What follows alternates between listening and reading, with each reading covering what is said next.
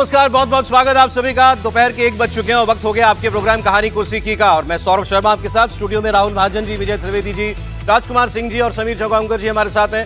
स्वागत सर आप सभी लोगों का। सबसे पहले बात पश्चिम बंगाल की, क्योंकि खबरों में तो बंगाल ही छाया हुआ है। ममता जी की पार्टी टूटी। विधानसभा चुनाव में हार के बाद और जो सिलसिला शुरू हुआ टूट का, वो थमने का नाम नहीं ले रहा है। पहले विधायक, अब सांसद। टीएमसी के बागी सांसदों की बैठक होने वाली है। पहले तो मैं आपको यह बता दूं, इन बागी सांसदों ने यह साफ कर दिया है कि उन्हें अभी लोकसभा स्पीकर से मिलने का समय नहीं मिला है। इनकी संख्या 20 है मिनिमम, ऐसा वो दावा कर रहे हैं। यह 22 तक भी जा सकती है। इनकी जो अभी तक लीडर पता लग रही हैं वो हैं काकोली घोष दस्तीदार, जो चीफ विप हुआ करती थी। वो कह रही हैं मैं अभी भी चीफ विप हूं। स्पीकर को उन्होंने चिट्ठी जो भेजने वाली है उसमें 20 सांसदों के हस्ताक्षर है, ये उन्होंने दावा किया। कल उन्होंने एक प्रेस कॉन्फ्रेंस की थी और उन्होंने कहा था कि हमने स्पीकर से समय मांगा है, जब उनको वक्त होगा वो हमको बुला लेंगे। हम एनडीए के साथ जाने का फैसला कर चुके हैं, ये भी उन्होंने कहा। इस बीच ममता गुट के सांसदों ने तृणमूल के बागी गुट पर बड़ा हमला बोला। आज उनकी तरफ से भी एक प्रेस कॉन्फ्रेंस की गई। कल्याण बनर्जी और कीर्ति आजाद, काकोली घोष को हटाकर ही कल्याण बनर्जी को चीफ विप बनाया था ममता बनर्जी ने, तो वो भी इस प्रेस कॉन्फ्रेंस में थे। कीर्ति आजाद भी लोकसभा के सांसद हैं, वो भी डट के खड़े हुए ममता जी की साइड में। वो कह रहे हैं कि ये जो सांसद पार्टी तोड़ रहे हैं ये गद्दार हैं। कल्याण बनर्जी और कीर्ति आजाद ने बागी सांसदों को चुनौती दी कि अगर उनमें हिम्मत है तो फिर वो तृणमूल कांग्रेस से पहले इस्तीफा दें, उसके बाद बीजेपी ज्वाइन करें और बीजेपी के टिकट पर चुनाव लड़के दिखाएं। कल्याण बनर्जी ने तो पार्टी में टूट के लिए सीधे सीधे गृहमंत्री अमित शाह का भी नाम लिया।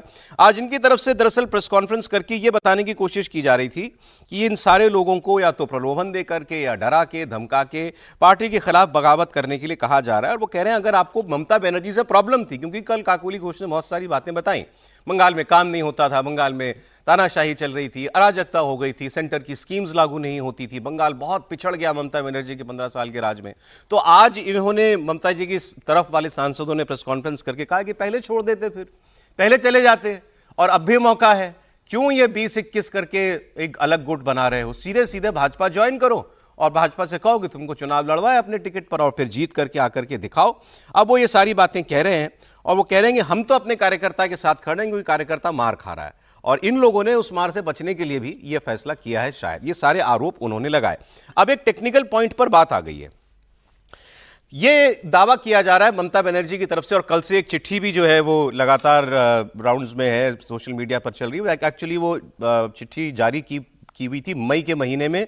ममता बनर्जी ने चिट्ठी स्पीकर साहब को लिखी थी, ओम बिरला को, और उनसे कहा था कि काकोली घोष को हटाकर हम कल्याण बनर्जी को चीफ विप अपॉइंट कर रहे हैं। चीफ विप बहुत सबसे महत्वपूर्ण पद चीफ विप का ही होता है, विधानसभा में या लोकसभा में। काकोली घोष कह रही है मैं अभी भी चीफ विप हूं। तृणमूल कांग्रेस कहती है कि इनको पहले ही हम हटा चुके हैं। ये ठीक वैसे ही चल रहा है जैसा बंगाल विधानसभा में चला था। ऋतव्रत बनर्जी को निष्कासित कर दिया। ऋतव्रत बनर्जी ने कहा कि ये निष्कासन मेरा अमान्य है, स्पीकर ने भी कह दिया वो अमान्य है और उनको एलओपी अपॉइंट कर दिया। अब क्या होगा यहां पर, स्पीकर जब मौका देंगे इनको अपनी बात कहने का, तब हमको वो पता चलेगा।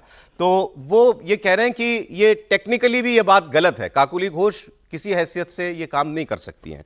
तो वो बात भी मैं आपको सुनवा देता हूं। और कल्याण बनर्जी वो कह रहे हैं कि मैंने यूसुफ पठान से बात की। यूसुफ पठान से बड़े इंटरेस्टिंग कैरेक्टर निकले इसमें। पहले उन्होंने बयान जारी करके कहा था कि मुझे ममता जी ने सीट खाली करने के लिए नहीं कहा, लेकिन उन्होंने ना दीदी कहा ना ममता, वो ना उन्होंने जी भी लगाने की भी ज्यादा जरूरत समझी, क्यों खर्च करना एक अक्षर, तो उन्होंने कहा ममता बनर्जी ने। तो उससे ही लग रहा था कि भाई इनके रास्ते अलग हो चुके हैं। दावा कर रहे हैं कल्याण बनर्जी कि यूसुफ पठान कह रहे हैं मुझे अमित शाह जी का फोन आया था और मैं दबाव में हूं, इसीलिए मैं दिल्ली आ रहा हूं। दोनों बयान सुन लीजिए आप।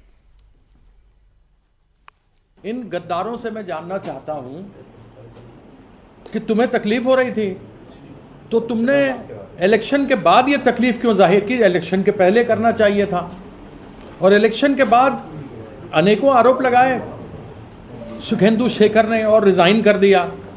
उसका आरोप लगा, सही है गलत है वो तो अलग बात हो गया, लेकिन कम से कम उसने एक पॉलिटिकल एथिक्स दिखाया कि वह जिस पार्टी में था, जिस सिंबल के साथ राज्यसभा में एमपी था, उसकी समस्या थी, उसने रिजाइन कर दिया। तुम्हारे में भी अगर पॉलिटिकल एथिक्स है तो तुम भी रिजाइन कर दो उसकी तरह और आ जाओ बीजेपी के टिकट पर लड़ने के लिए। एक स्वतः स्पष्ट है जो कॉन्स्टिट्यूशन का 10वां नंबर उन्होंने बताया है और इसकी रूलिंग भी है कोर्ट में कि एनडीए एक गठजोड़ है, पार्टी नहीं है। पहली बात तो आपने बताया नहीं कि आपके नंबर कितने हैं, 2/3 हुए या नहीं हुए, नहीं तो आप अभी तक निकाल दिया होता। क्या चिट्ठी आपने स्पीकर को दिया वो बता दिया होता, वो सब चीजें मालूम नहीं। यदि मैं एक मान लूं, आपके झूठ को सच भी मान लूं कि आपके पास 20 है, 21 है, 22 है, तो आपको तो विलय करना पड़ेगा, आपको मर्ज करना पड़ेगा बीजेपी के अंदर। तो क्या बीजेपी के अंदर मर्ज करोगे और आपका वो कार्यकर्ता जो खून पसीना एक करता रहा, कुछ पहली बार बने, कुछ तीसरी बार बने, बहुत सारे एमपी तो चौथी बार बने हैं, क्या उन कार्यकर्ता को जब बीजेपी के गुंडे मारेंगे तो तुम उनके साथ बैठकर उनका समर्थन करोगे? उन कर्मियों को तुम मार दे खाते हुए देखोगे?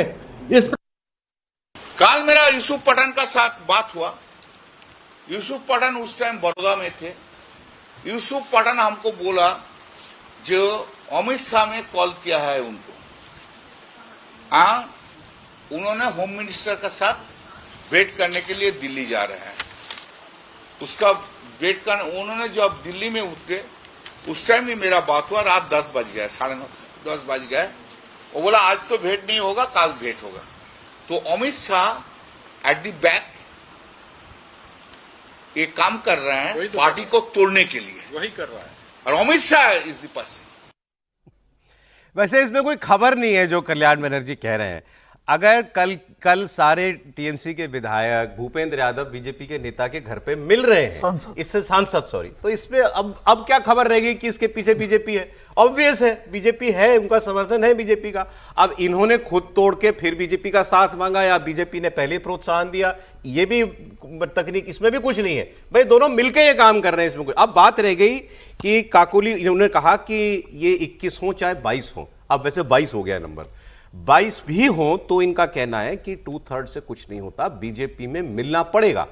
लेकिन हमने जो आम आदमी पार्टी के 7 सांसद, वो भी 2/3 थे राज्यसभा के आम आदमी पार्टी के, वो टूटे, उनको वो ग्रुप बन गया अलग, तो वो पार्टी ग्रुप बनाने की अलग ग्रुप बन गया। तो जो ये बात कह रहे हैं कि नहीं विलय ही केवल एक विकल्प है, ऐसा नहीं, ऐसा तो नहीं, जरूरत नहीं है। अलग गुट बना के और स्पीकर उसको मान्यता दे देंगे अगर, तो हो जाएगा, उसमें कुछ ऐसा। देखिए मर्जर वाली जो आप बात कर रहे हैं वो होता है जब पार्टी में डिवीजन हो। आप सदन के अंदर विधायक दल में संसद दल में विभाजन कर रहे हैं, तो आप 2/3 हैं, आपको अलग बैठने की व्यवस्था हो जाएगी, आपका अलग नेता हो जाएगा, अगला आपको मान्यता मिल जाएगी। उनका पॉइंट उससे आगे की लड़ाई अगर जाते हैं, देखिए बड़े सिंपल सी बात है, ये हमने देखा था शिवसेना में भी, हमने देखा था अलग गुट बन गया था, अलग गुट को मान्यता, अब उन्होंने तो सिंबल भी मांग लिया था, हो सकता है ये भी सिंबल मांग ले, वो लड़ाई आगे जाएगी। काकोली घोष ने कहा मेरे पास 28 में से 20 हम हैं एक साथ, और हम एनडीए का साथ देंगे। वो अगर 20 हैं तो अगर अलग गुट होके स्पीकर को बता सकते हैं हम अलग गुट हैं, वो मान्यता स्पीकर उनको दे देंगे। उसके बाद जो है वो किसको समर्थन करते हैं वो उनकी मत। एक बार काकोली घोष को भी आप सुन लीजिए, क्योंकि मेन कैरेक्टर इसमें वही है। जानकारी होगी आपको, कीर्ति आजाद बड़े नेता रहे हैं, क्रिकेट टीम में भी रहे हैं। 2015 में वो बीजेपी में थे, उनको पार्टी ने निकाला था एंटी पार्टी एक्टिविटी में। फिर वो 2019 में कांग्रेस में चले गए, 2019 में झारखंड से इलेक्शन लड़ा कांग्रेस का, हार गए थे, फिर 2021 में टीएमसी में आए। ऐसी मैंने जानकारी के लिए बिल्कुल ठीक बता रहे हैं। एक जानकारी और ऐड कर दीजिए विजय जी, इनके पिताश्री भगवत झा आजाद कांग्रेस के मुख्यमंत्री भी रहे बिहार के, वो तो ठीक है, वहीं से शुरुआत ही हुई, वो तो कांग्रेस में रहे। काकोली घोष को सुनेंगे कि मेन कैरेक्टर जैसे बंगाल में ऋतुव्रत बनर्जी थे, यहाँ दिल्ली में सांसदों में ये काकोली घोष हैं। काकोली घोष ने कल बहुत सारी बातें बताई थी और उन्होंने कहा कि मैं ममता जी के साथ बहुत पुराने समय से हूँ, और अगर आज मैं यहाँ खड़ी हूँ जहाँ हूँ तो उसके पीछे मेरे पास बहुत सारी वजह हैं। फिर उन्होंने ये भी कहा कि भाई वो तो कह रहे हैं कि आप 20 हो ही नहीं, आप तो 12-13 ही लोग हैं आपके साथ। तो उन्होंने कहा वो कोई ज्योतिषी है क्या कि उनको मालूम, मैं स्पीकर को चिट्ठी लिख रही हूं, मुझे नहीं पता कि मेरे साथ कितने लोग हैं, और उनको मालूम है जिनसे मेरी कोई बात भी नहीं हो रही। काकोली घोष को सुन लीजिए। We are 20 MPs who have requested Honorable Speaker for separate seating, and we will be working in conjunction of the central and state government for development of West Bengal, and we are against the lawlessness, misgovernance and unemployment in the state of West Bengal over the past few years. Law and order was not optimum. The pressure was too much on the government officers to work according to whims and fancies of certain leadership, which is not congenial working atmosphere. अब एक बात और TMC ने उठाई, इस पर बात कर रही चाहिए। वो ये कह रहे हैं ना बंगाल में, ना दिल्ली में, ये लिस्ट क्यों नहीं आती? सारे के सारे कौन है, कौन कौन से लोग हैं, ये 20 सांसद कौन है? चिट्ठी अगर तैयार है तो नाम रखो सामने कि ये 20 लोग हैं जो जा रहे हैं। ये टीएमसी के लोग कह रहे हैं। किसके सामने? देखिए, पब्लिक मुझे करो लगता कह है रहे ये पब्लिक लोकसभा करने की क्या स्पीकर के जरूरत है? वो सामने स्पीकर के रखेंगे। सामने पब्लिक का रखेंगे। रोल नहीं है ना, इसलिए स्पीकर को देंगे स्पीकर लिस्ट के तो। सामने रखेंगे तो अपने आप पब्लिक हो जाएगी, क्योंकि स्पीकर अपने घर पर तो रखेंगे। देखिए 2003 में 91 संविधान संशोधन हुआ था, जिसमें 1/3 का जो था उसको हटाकर 2/3 कर दिया गया था कि 2/3 चाहिए। अगर 28 सांसद लोकसभा के अंदर जो टीएमसी के, उसमें से 19 सांसदों की उनको जरूरत है अलग गुट बनाने के लिए या किसी पार्टी में विलय करने के लिए। तो आज की तारीख में अगर वो कह रहे हैं कि हमारे पास 20 सांसद है, 20 से ज्यादा सांसद है, अगर 22 सांसद है, 20 सांसद भी अगर उनके पास मान लिया जाए, मुझे लगता है, और 19 सांसद भी अगर उनके पास है, 19 सांसदों की वो चिट्ठी लेकर लोकसभा स्पीकर के पास जाएंगे। स्पीकर को अगर लगता है कि 19 सांसदों को मुझे व्यक्तिगत रूप से मिलना है, तो वो 19 सांसदों को व्यक्तिगत रूप से बुला सकते हैं, उनसे पूछ सकते हैं। अगर वो कहेंगे हाँ हम अलग गुट बना रहे हैं और अब हमारा टीएमसी से कोई वास्ता नहीं, हम अलग गुट बना रहे हैं, हमें मान्यता दी जाए, लोकसभा स्पीकर 19 सांसदों को अलग गुट की मान्यता दे देगा। फिर उस गुट के निर्भर है कि अगर वो चाहता है तो भारतीय जनता पार्टी में वो विलय भी कर सकता है 19 के 19 सांसद, और अलग गुट के रूप में रहना है तो रह सकते हैं। मुझे लगता है कि उन्होंने ये पहले किसी को ये लग रहा है कि इनके पास नंबर पूरे नहीं है। नहीं है सर, भी तो उनमें से ये कुछ कल जो दबाव बैठक बना के उनको लौटाया जा सकता है। कल जो एक मिनट। मिनट कल जो बैठक हुई है भूपेंद्र यादव के पास, कल रात को मेरी बात हुई भूपेंद्र यादव जी से, क्या बात, आपको मैं बता रहा आप हूं। बताइए। और कल जो इनके यहाँ जो बैठक हुई है उस संदर्भ में आपको स्पष्ट कर दूं कि पार्टी ने सुनिश्चित कर लिया था कि स्पीकर के पास बात तभी जाएगी जब आपके पास 20 हो, और पहले ही इनको कह दिया गया था कि जब तक आपके पास 20 नहीं हो जाते तब तक आप बीजेपी की तरफ आने की कोशिश मत करना।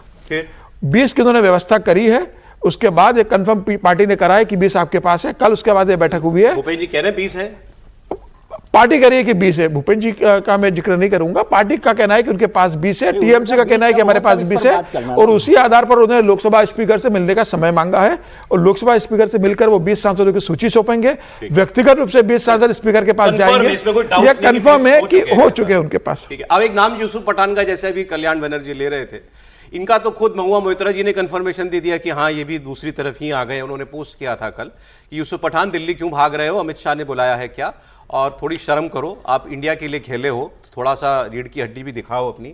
उन पर बहुत जोरदार ताना इनके ऊपर जो है वो कसा है।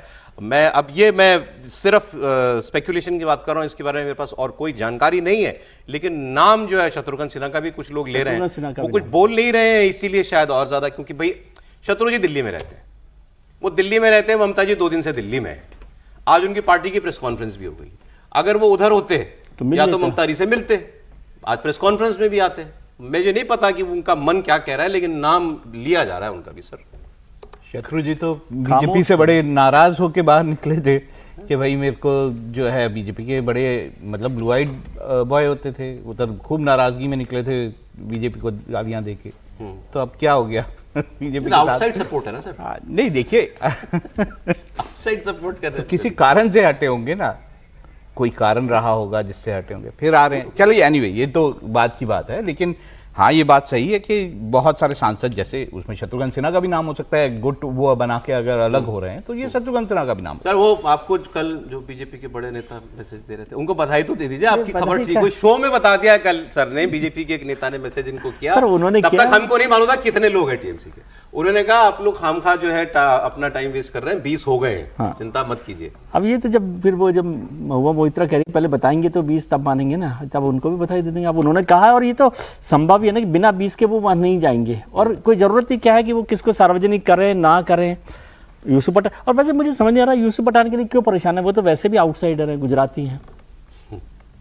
गुजराती है ना यूसुफ पठान, तो गुजराती तो फिर क्या जरूरत है। अच्छा एक और बात जो यहाँ कही गई कि सुखेंदु शेखर रॉय राज्यसभा वाले, उन्होंने कहा कि उन्होंने कम से कम एक पॉलिटिकल चरित्र दिखाया कि इस्तीफा दिया पहले पार्टी से और फिर वो टीएमसी में गए। उनका इस्तीफा देना मजबूरी हो सकती है उनकी, मैं ठीक है, मैं उनके ऊपर कमेंट नहीं कर रहा हूं, लेकिन ये राज्यसभा वालों का रूट यही है, वो इस्तीफा देंगे, इस्तीफे के बाद विधानसभा से चुन के दोबारा आने में कोई प्रॉब्लम नहीं है। राज्यसभा के इस्तीफे में कोई परेशानी नहीं है ना सर, लोकसभा में तो परेशानी है, चुनाव लड़ना पड़ेगा और वहां पर फिर से आना पड़ेगा मैदान में, तो वो मुश्किल काम है। राज्यसभा वालों का भी कुछ सुन रहे हैं, 13 सांसद है राज्यसभा में इनके, 13 सांसद तो टोटल हैं इनके, तो 6-7 तो उनके साथ है ही। अच्छा ये बात थी खबर, ये हाँ 6 तो हैं ही कम से कम, तो एक वो चले ही गए तो 5 और बचे हुए हैं। मतलब इतना तो कंफर्म ही है कि इतने लोग उनके साथ जाने वाले हैं, तो अब कितने आगे आ जाते हैं क्या है। और वो तो स्पीकर साहब कल चंडीगढ़ में थे, आज आ गए होंगे शायद दिल्ली। तो जब भी होगी मुलाकात सर हो जाए। नोइंग ये सब चीजें कैसे वर्क करती हैं, आप तो देखते आए हैं इनको। 2 दिनों में ममता जी ने कोशिश तो खूब की होगी दिल्ली में बिल्कुल कोशिश की होगी, और वो दिल्ली रही इसलिए, नहीं तो शायद नहीं भी आती, लेकिन कोशिश की होगी।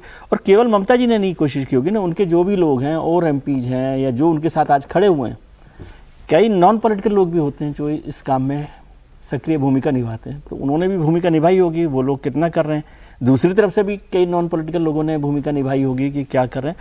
और शत्रुघ्न सिन्हा हो सकता है उनकी, जैसे तृणमूल ये कीर्ति आजाद जब कांग्रेस में आए थे तो उन्होंने कहा था घर वापसी है, तो शत्रुघ्न सिन्हा की घर वापसी हो सकती है। क्या प्रॉब्लम? और नदियों का पानी है ना, बिहार से गंगा सागर तक आते हैं, तो नदियों का पानी तो बहता है ना, एक जैसा थोड़ी रहता है। एक इंटरेस्टिंग एक और सुन लीजिए बयान। सौगत रॉय बहुत मेरे ख्याल से सीनियर मोस्ट है, तो खैर लोकसभा में शायद सब सीनियर मोस्ट हैं। अब सौगत रॉय जी आजकल बड़ा संभल के बोलते हैं, क्योंकि ये भी एक बार पब्लिक में निकले थे तो सबसे ज्यादा नाराज थे एक जमाने में वैसे टीएमसी से जब पिछली बार जब महुआ जी का और इनका झगड़ा हुआ था, अच्छा तब ये हुआ था। और फिर अभी जो हुआ उसमें इनके साथ भी बहुत परेशानी हुई जनता ने, जिस तरह से। हाँ, जनता ने बहुत परेशान किया था। नहीं आएंगे सर, शत्रुघ्न सिन्हा तो पार्टी से नाराज होकर ही गए थे, बीजेपी से नाराज थे। बीजेपी में तो जिस तरीके से साइडलाइन हो गए थे, तमाम उन्होंने पार्टी के ऊपर आरोप लगाया, बीजेपी से नाराज होकर गए। उनकी वाइफ लखनऊ से लोकसभा चुनाव लड़ती है कांग्रेस की समाजवादी पार्टी आउटसाइड सपोर्ट की बात है ना, वो तो किसी कौन कह रहा है नहीं, तो लेकिन भविष्य क्या है, भविष्य तो यही है ना कि अगला चुनाव तो ये 2 साल बाद लड़ेंगे तो बीजेपी के टिकट पे, टीएमसी के टिकट पे तो लड़ेंगे नहीं। सौगत रॉय की बात मैं आपको सुनवा रहा था। सौगत रॉय ने कहा हाँ मुझे भी अप्रोच किया था, नाम नहीं लिया उन्होंने किसी का, बोला बीजेपी वालों ने मुझे भी ज्वाइन करने का ऑफर दिया था, मैंने मना कर दिया। सुनिए। सांसद में है क्या, आपके पास बीजेपी ने कोई ऑफर दी? हाँ दिया। क्या कहा है? आने को बोला। आपकी तरफ से क्या प्रतिक्रिया? नहीं जाएंगे, जो पार्टी का सिंबल से जीता उसी में रहेंगे। सौगत रॉय जी ने भी ठीक है, अच्छा किया, स्टैंड क्लियर कर दिया कि बताया कि हाँ मुझे भी अप्रोच किया गया था, मैंने मना कर दिया है। अब वो जितने 7-8 उधर रह गए हैं, अप्रोच तो सभी को किया गया होगा, बात तो सभी से की गई होगी। देखिए, जब पार्टी के अंदर इस तरह की एक्टिविटीज होती हैं तो उसमें सबको अप्रोच किया जाता है, ये भी पूछा जाता है अच्छा कौन कौन हो सकते हैं। फिर पार्टी के अंदर से कोई एक ऐसा व्यक्ति होता है जिसके साथ बहुत सारे संबंध अच्छे होते हैं, बाकी जो एमपीज होते हैं, बाकी एमएलएज होते हैं, तो उनको लगाया जाता है कि अच्छा अब आप करिए। बाकी सब प्रलोभन भी दिए जाते हैं, ये तक तय होता है कि अच्छा किसको क्या मिलेगा जब वो बाहर चले जाएंगे, क्या किसी की राज्यसभा दोबारा रिटेन की जाएगी, कभी किसी को मतलब टिकट दिया जाएगा, ये सारी बातें होती है। उसके बाद ये सब कुछ तय होता है, ऐसे तो होता नहीं कि चलिए आ जाइए देखेंगे क्या होगा, ऐसे नहीं, वो तो ऐसा नहीं होता। एक जानकारी और दे दो, कोई एक मित्र ने मुझे जानकारी दी थी, पता नहीं कितनी कंफर्म है कि नहीं, उनका ये सब तो जो हो गया टूट का, इसका किसी को आइडिया नहीं था, लेकिन जब चुनाव नतीजे नहीं आए थे तो उसमें कहा गया कि भाई यहाँ से कितने लोग आ सकते हैं टीएमसी से, यदि पहले कि यदि बीजेपी को बहुमत नहीं मिलता तो टीएमसी को कैसे लोगों को मैनेज किया जा सकता है, टैप किया जा सकता है। तो उसमें 45 लोगों की लिस्ट बनाई गई थी। कीजिए बात। नहीं बात नहीं, 80 लोगों से बात हुई थी, 45 लोगों को टैप कर लिया गया था कि ठीक है, दे आर रेडी टू, अगर मान लो हंग असेंबली हो जाए या कुछ हो जाए, बीजेपी को जरूरत हो तो वो 45 एमएलए तैयार थे। ये चुनाव से पहले की बात। इसका मतलब ये बात सही है कि केवल हार वजह नहीं है, हार वजह नाराजगी और वजहों से भी है। ये 80 एमएलए मतलब कैंडिडेट थे उस समय, तो एमएलए भी नहीं हुए थे, तो उस समय उनसे बात हुई और उसमें से 45 के लिए पार्टी को लगता था कि ये तो आपने मेरे को अगले बयान का सर दे दिया, सूत्र दे दिया।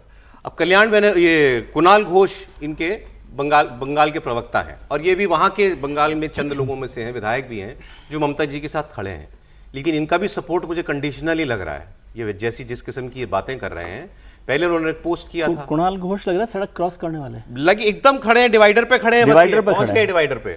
वो कह रहे हैं कि मैं हूं ममता जी के साथ, और ये लोग जो जा रहे हैं ये गलत कर रहे हैं, ये लोग दीदी दीदी दीदी करते थे, आज अचानक क्या हो गया। लेकिन उन्होंने कहा मैं ममता जी के साथ तो हूं, लेकिन जो गलतियां हुई वो दोहराई जा रही हैं, ऐसा ना हो। फिर वो कहते हैं कि हमारी पार्टी को इंट्रोस्पेक्शन करना चाहिए, क्या कोई कम्युनिकेशन गैप था, लीडरशिप में कोई कमी थी, वर्क स्टाइल में कोई कमी थी, हमारी पार्टी को सोचना चाहिए। उन्होंने कहा मैं बीजेपी को दोष नहीं देता, ये लोग बच्चे नहीं है जो जा रहे हैं, तो इसका मतलब वो दोष किसको दे रहे हैं, एक तो इनको जो गए, और दूसरा अपनी पार्टी लीडरशिप को। इतना ही मेरा कहना है कि जो लोग एमपी हो या एमएलए हो, ये तृणमूल कांग्रेस से दीदी का सिंबल लेकर 2 दिन पहले दीदी दीदी दीदी दीदी आज क्या एनडीए के साथ मैं सुन रहा हूं, तो ये क्या पॉलिटिक्स हुआ। काल दीदी दीदी दीदी, वो ममता दीदी का जो इतना स्ट्रगल है, एक ममता दीदी का प्लेटफॉर्म यूज करके हम लोग सब होंगे। फिर अभी थोड़ा बहुत इलेक्शन इधर उधर हो गया तो आज दूसरा घर, इसका कोई क्रेडिबिलिटी होता है? मैं साफ साफ बता रहा हूं, इसका पीछे भाजपा हो सकता है, लेकिन मैं पूरा भाजपा को इसके लिए ब्लेम नहीं दूंगा। भाजपा शायद प्रेशर क्रिएट कर रहा है, भाजपा शायद पुलिस एडमिनिस्ट्रेशन को नमा रहा है, लेकिन जो लोग जा रहा है वो क्या बच्चा है?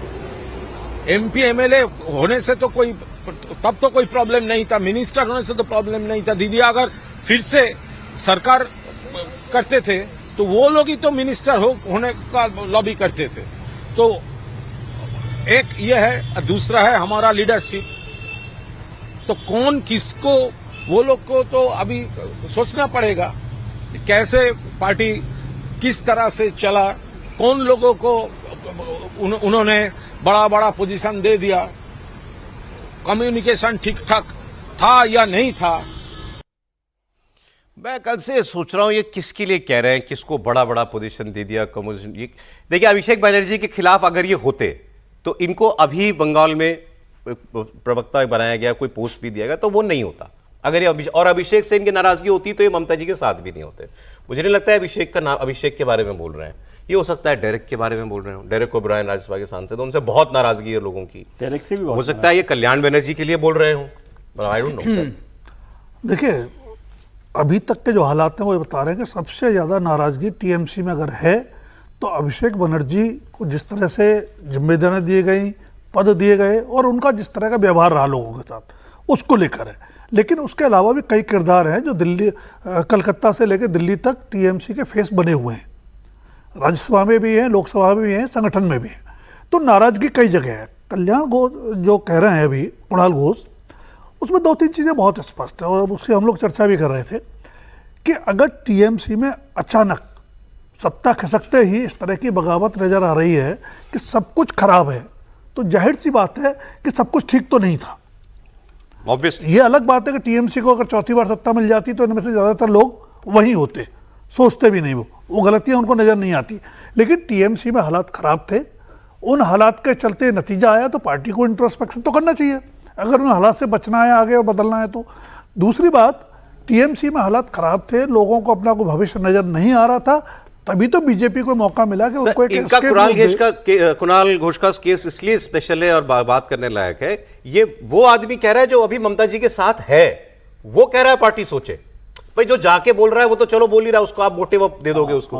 ये वहां रह के बोल रहा है। लीडरशिप भी बोला उन्होंने, लीडरशिप, हाँ, उन्होंने कोई छुपाई नहीं बात, किसी एक पे पॉइंट नहीं किया। और लीडरशिप की बात, लीडरशिप की जब बात होती है तो उसमें ममता बनर्जी भी शामिल है। आपके हिसाब से किसको कह रहे होंगे? मतलब अभिषेक के लिए खासतौर से अभिषेक के लिए, क्योंकि ममता जी के लिए कोई भी नहीं बोलेगा। जो बाहर जा रहे हैं वो भी नहीं बोल रहे, तो जो अभी पार्टी के अंदर बैठा है वो ममता जी के लिए तो नहीं बोलेगा खासतौर से। और एक्चुअली क्या है कि अभिषेक जी पार्टी को देख रहे थे ना, और ये पॉइंट भी हो गए, ये पॉइंट भी हो गए और वो सब है। तो पार्टी ये भी कह रहा है ना कि दोबारा पद दे दिए गए। हाँ, तो वो वही लोग हैं। और डेरेक को लेकर भी बहुत सारी नाराजगी पहले भी चलती थी, वो यहाँ पर भी दिखाई देती थी लोकसभा में और राज्यसभा में, क्योंकि वो राज्यसभा में नेता रहे थे। काकोली, देखिए चीफ विप जो है ना बहुत इंपॉर्टेंट है खासतौर से पार्लियामेंट्री पार्टी के लिए। वही साइनिंग अथॉरिटी होता है पार्टी का पार्लियामेंट में और विधानसभाओं में, और वही डिसिप्लिन करता है। मतलब चीफ विप चाहे पार्टी अध्यक्ष ना भी करे, चीफ विप लिख दे पार्टी के किसी मेंबर के लिए कि भाई ये इसको हम निकाल रहे हैं, बाइंडिंग है, तो वो बाइंडिंग है। तो इसलिए काकोली घोष का और एक बात बताइए कि मान लीजिए ये चीफ विप, ये विप अपॉइंट हो जाती है, स्पीकर अपॉइंट कर देते हैं। हाँ। अब इनके अलावा जो 6-7 बचेंगे ममता जी की तरफ वाले सांसद, कभी कोई नौबत आई और वो लोग साथ नहीं आए तो उन पे लागू होगा? उन पे एंटी डिफेक्शन लागू होगा, उन पे एंटी डिफेक्शन लागू होगा, क्योंकि ये विप लागू करके कहेंगे वो ये डिपेंड करता है। पार्टी थोड़ी गई है अभी, काकुलु गए डिपेंड करेगा नहीं, पार्टी वो तो वो सिंबल चीफ के तो पास। बने टीएमसी रहेंगे। का थोड़ी भाई, दो अलग अलग विप थोड़ी होंगे सर, विप तो एक ही होगा। ऐसा नहीं अगर होगा। वो अलग गुट की अलग मान्यता गुट की बना लिया। अलग गुट अलग तय गुट कर बना देता है क्या लेंगे, करना अलग हो समर्थन जाएगा। करना है। नहीं, लेकिन वो चीफ उसके विप ऊपर के तौर थोड़ी पर पार्टी अभिषेक के आज बनर्जी भी पे थोड़ी पार्टी लागू के होगा, चीफ विप के तौर पर या ये महुआ लोग मोत्रा पे जाते थोड़ी हैं लागू होगा, या शत्रु सिन्हा के ऊपर थोड़ी लागू होगा। मैं वो पूछ रहा हूं, उन पे लागू नहीं नहीं होगा। लागू होगा, वो टीएमसी के सांसद है। पार्टी जिस दिन- अगर बढ़ जाती है, जिस दिन पार्टी अगर इनको चुनाव अलग दे गुट के देता है रूप में उनको, मान्यता तो मिल लागू जाएगी, होगा। उसके बाद से इनकी विप उन पर नहीं चलेगी। अच्छा ठीक है। ये खबरें मेरे पास और है बंगाल के अलावा बहुत, अभी इंडिया गठबंधन की बात भी करना बाकी है, लेकिन मुझे लगता है आपकी दिलचस्पी बंगाल में है और मैं भी मुंह नहीं छोड़ पा रहा हूँ बंगाल की खबरों। कुछ खबरें और बता दें सर बंगाल की, खबरें हैं। क्योंकि इंटरेस्टिंग बातें हाँ, इंटरेस्टिंग बातें हो रही हैं, डेवलपमेंट बहुत है। कैसे ये पार्टी बिखरी। अब एक बयान आप सुनो, विधायक बोल रहा है सांसद के लिए, ठीक, सांसद वो रहा हुआ है पहले, ऋतव्रत बनर्जी जो वहां लीडर ऑफ अपोजिशन बागी गुट के हो गए कोलकाता में, अब ये डेरेक ओब्रायन के लिए बोल रहे हैं। ये सारे बड़े चेहरे हैं तृणमूल कांग्रेस के, डायरेक्ट नहीं, ममता का साथ नहीं छोड़ा, वो वही है, लेकिन आप नाराजगी सोचिए किस कदर होगी। वो क्या बोल रहा है आदमी, वो ऋतव्रत बनर्जी राज्यसभा में रहे हैं कुछ टाइम, और ये राज्यसभा में लीडर हो या चीफ विप हो, जो मतलब राज्यसभा का सब कुछ करने वाले टीएमसी के डेरेक ओब्रायन थे। और डेरेक साहब का एक बयान भी था इलेक्शन के बीच में कि अगर कोलकाता रीजन में 11 सीटें हैं, उन्होंने कहा अगर कोलकाता में बीजेपी एक सीट जीतेगी तो टीएमसी का एक सांसद अपना सर मुंडवाएगा, और बीजेपी जीत गई 6। अब बीजेपी वाले पूछ रहे हैं नाम भेजो, कौन 6 लोग जो हैं वो बाल उतरवाएंगे अपने। ये मतलब इस हद तक अहंकार से बात की गई थी।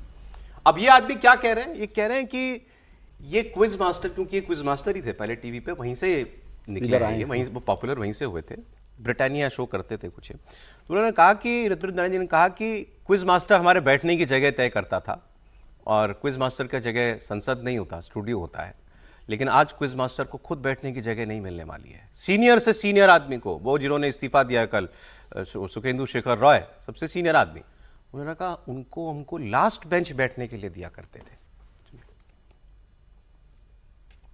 सुखेंदुदा जो बोल रहे हैं, मैं भी वो चीज भुगत के आया हूं। पिछले 1 साल में पार्लियामेंट के अंदर जितना बहस हुआ था, मैं उससे बाकी लोगों से ज्यादा बहस में भाग लिया। क्या परफॉर्मेंस है ये तो पब्लिक है, मगर फिर भी मैं भी लास्ट रो में बैठता था। ठीक है, खैर मैं लास्ट रो में बैठता तो आरटीआई एक्टिविस्ट, बाकी कुछ और लोग, सामने सीट उन लोगों को मिला था, क्योंकि ये क्विज मास्टर का प्रेरोगेटिव है कौन किधर बैठेगा। मगर हालात ऐसा चल रहा है कि क्विज मास्टर को शायद 2029 में मौका ही नहीं मिलेगा पार्लियामेंट में जाकर ये क्लाउनगिरी करने का। क्लाउनगिरी करने का मौका नहीं मिलेगा। उनका आरटीआई एक्टिविस्ट, को एक थे इनके राज्यसभा के, इनको एक आरटीआई एक्टिविस्ट ही थे, उनकी बात कर रहे थे कि उनको फ्रंट बेंच मिलती थी, हम लोगों को, पुराने लोगों को, सबको हमको जो है लास्ट बेंच में बैठाते थे। अब फिरहाद हकीम की मैं आपसे बात कर रहा था, तो फिरहाद हकीम आप कहेंगे साहब नहीं हो सकता, मैं अब टीएमसी के हालात देखते हुए असंभव किसी चीज को नहीं कह सकते आप, मतलब ये राइडर के साथ बोलना पड़ेगा कि हो कुछ भी सकता है, लगता है कि नहीं होगा लेकिन हो कुछ भी सकता है। फिरहाद हकीम ने कल बंगाल असेंबली में बागी गुट के जो 2 बड़े नेता हैं, संदीपन साहा और ये ऋतव्रत बनर्जी जिनको आप सुन रहे थे, इन दोनों से मुलाकात की, बल्कि संदीपन साहा उनको इनके चैम्बर में जाकर के लेके गए मुलाकात करवाने के लिए ऋतव्रत बनर्जी के। तो वहां से ये खबरें उड़ी, क्या बॉबी हकीम भी जो है वाला बदलेगी? बॉबी हकीम को जरूरत नहीं थी ना, इस्तीफा क्यों दिया उन्होंने? वैसे मेयर थे कोलकाता के, वहां पर जो उसकी जरूरत नहीं थी ना कोलकाता से इस्तीफा देने की। उन्होंने वहां पर पूरा उसको डिसॉल्व कर दिया, वहां पर जो कॉर्पोरेशन को। उसके बाद पर मतलब ये सीरियस बात ये है कि फिरहाद हकीम जो है, उन्होंने ममता बनर्जी को इलेक्शन लड़वाया इस बार, उन्होंने और उनकी बेटी ने। नहीं, फिरहाद हकीम ने तो ये कहा, अभिषेक के बाद सबसे अभिषेक से भी ज्यादा, फिरहाद हकीम ने तो अभिषेक से भी ज्यादा ट्रस्टेड आदमी है। ममता बनर्जी इन्हीं के बूते पे पूरा इलेक्शन लड़ती थी अपना। फिरहाद हकीम जो है वहां पर जो पूजा पंडाल है उनके पूरा ऑर्गेनाइज करते थे। ममता बनर्जी का इलेक्शन देख रही थी शायद, बेटी भी खुद भी, दोनों जो है ममता का इलेक्शन देख रहे थे। वहां पर ममता बनर्जी के जो दुर्गा पूजा वगैरह होती है, उनका सारा पंडाल का जिम्मा इनके पास होता था, सब कुछ इनके पास। लगता है नहीं, आपको एक जानकारी मैंने दी थी शायद जब चुनाव हो रहे थे, कि फिरहाद हकीम ने कहा था ममता बनर्जी को कि वो चाहें तो उनकी सीट से लड़ सकते हैं, क्योंकि वो सबसे सेफ सीट है। क्या पलटेंगे ये भी? देखिए, इस तरह के नेताओं की कोई आइडियोलॉजी होती नहीं है, तो सिर्फ पैसों के लिए सत्ता में आते हैं। मेयर रहते हम आप पैसा बनाया, नगा ने इनके पास ही, सरकार में ममता बनर्जी थी तो कोई पूछने वाला नहीं था, तमाम तरह के गैर कानूनी काम करके हम आप संपत्ति बनाई।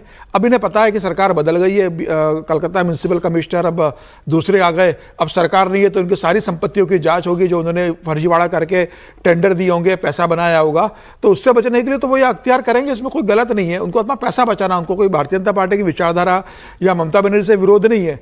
उनको तो जिस दिन ममता बनर्जी सत्ता में आएगी फिराद हकीम फिर ममता बनर्जी के साथ आ जाएंगे। ऐसे लोग सत्ता में सिर्फ पैसों के लिए आते हैं और इनका जाना ना जाना मुझे लगता है कि बहुत नहीं है, ये लोग अपनी सत्ता के लिए आए। लेकिन हम ममता बनर्जी को मान लेना चाहिए कि भाई उनके अलावा और अभिषेक बनर्जी के अलावा उनके पास कोई सांसद नहीं है, सबको जाता हुआ मान लेना चाहिए। और ममता बनर्जी को अपने भविष्य की राजनीति अगर करना है तो उसके हिसाब से नए से संगठन खड़ा करे, नई तैयारी करे लोकसभा चुनाव की, उस पर फोकस करे। अब ममता बनर्जी सांसदों को बचाने के चक्कर में मुझे लगता है अपना समय, दो बयान आए, जो बात आपने कही ना अभी, दो बयान कल आए सारे विपक्ष के नेता और इंडिया गठबंधन के नेता जो कल मीटिंग में मौजूद थे। सर ये फोटो भी तो रिलीज हुई ना, आप फोटो का भी तो मैसेज समझा कीजिए। ऋतुव्रत बनर्जी सर, ऐसे थोड़ी कोई फोटो रिलीज होती है सर, मैं नॉर्मल एंकर, आप एडिटर, ये तो फर्क है। नहीं, फोटो रिलीज कोई की जा रही है, फोटो रिलीज हुई है, फोटो रिलीज हुई है फिरहाद हकीम की। फोटो ना आती तो मान लेते हैं 70 मिनट तक फिरहाद हकीम और इनकी फोटो आई है तो मतलब फोटो का मतलब 70 मिनट बहुत होता है कि क्या बात कल भी वो फोटो रिलीज की गई थी ना, मैंने आपको कहा कि भूपेंद्र यादव जी तो फिर बात तय होगी, तो फिरहाद हकीम जी पे नजर रखनी पड़ेगी। मैं आपको दो बयान बता रहा था, यही बात हुई क्योंकि ये सब इसको शिवसेना मॉडल कह रहे हैं कि वे एकनाथ शिंदे की जैसे पार्टी ले गए। तो ये संजय राउत से उद्धव ठाकरे के सेनापति से बात हुई रिपोर्टर्स की, तो उन्होंने कहा सब कह रहे हैं शिवसेना की तरह हो गए। उन्होंने कहा ना एक बेसिक अंतर है शिवसेना में और ममता और टीएमसी में। उन्होंने कहा अंतर यह है कि हमारे जो लोग गए वो गए, हम इनके पीछे कभी नहीं भागे। और मैं ममता जी से कहूंगा इनके पीछे मत भागो, जो समीप जी कह रहे हैं, जो गया गया, इसके पीछे मत जाओ, अपनी पार्टी खड़ी करो। हम जैसे भी हमने अपनी पार्टी खड़ी कर दी। दूसरा बयान और इंटरेस्टिंग था डी राजा का सीपीआई के। सीपीआई इंडिया गठबंधन की पार्टी है, बंगाल में ठीक है वो ममता के खिलाफ लड़ते हैं। उन्होंने क्या कहा, उन्होंने कहा कि ये हो रहा है तो ममता बनर्जी सबसे पहले ये सोचें कि आपकी पार्टी की आइडियोलॉजी क्या है विचारधारा, क्या कमिटमेंट है आपके लोगों की, किस विचार के प्रति समर्पित हो। ये जवाब मिल जाएगा तो मामला ठीक भी हो सकता है, और अगर ये जवाब नहीं मिलेगा तो इसका मतलब कि ये तो होना ही था। देखिए, ममता बनर्जी की जो इमेज रही है ना, बंगाल की शेरनी, जुझारू, सड़क की नेता, संघर्षशील, तो थोड़ा कटु लग सकती है मेरी टिप्पणी, लेकिन सच ये है कि ममता बनर्जी की राजनीति अब 1998 से देख लें तो सत्ता उनका साध्य रही है, बाकी सारी चीज़ें साधन बनी है। कांग्रेस में थी, कांग्रेस पर इन्होंने आरोप लगाया कि मुझे लेफ्ट फ्रंट से लड़ने नहीं देते हैं। प्रणब मुखर्जी तरीके जैसे जो नेता हैं दिल्ली में बैठे हैं, उनकी लेफ्ट फ्रंट से साठ-गांठ है। बल्कि अंदर खाने उन्होंने ये भी कहा कि कांग्रेस लीडरशिप की भी लेफ्ट फ्रंट से साठ-गांठ है, क्योंकि समय समय पर राष्ट्रीय राजनीति में उनको वाम दलों की जरूरत पड़ती है। कांग्रेस छोड़कर अलग पार्टी बनाई, और अलग पार्टी बनाने के बाद वो एनडीए में भी रही बीजेपी के साथ, यूपीए में भी रही कांग्रेस के साथ, चुनाव भी गठबंधन में लड़ा, और अब जब चुनाव हार गई तो उन्होंने फिर सबसे साथ आने का आह्वान कर दिया, चाहे वो लेफ्ट हो, चाहे कांग्रेस हो या बाकी दल हो।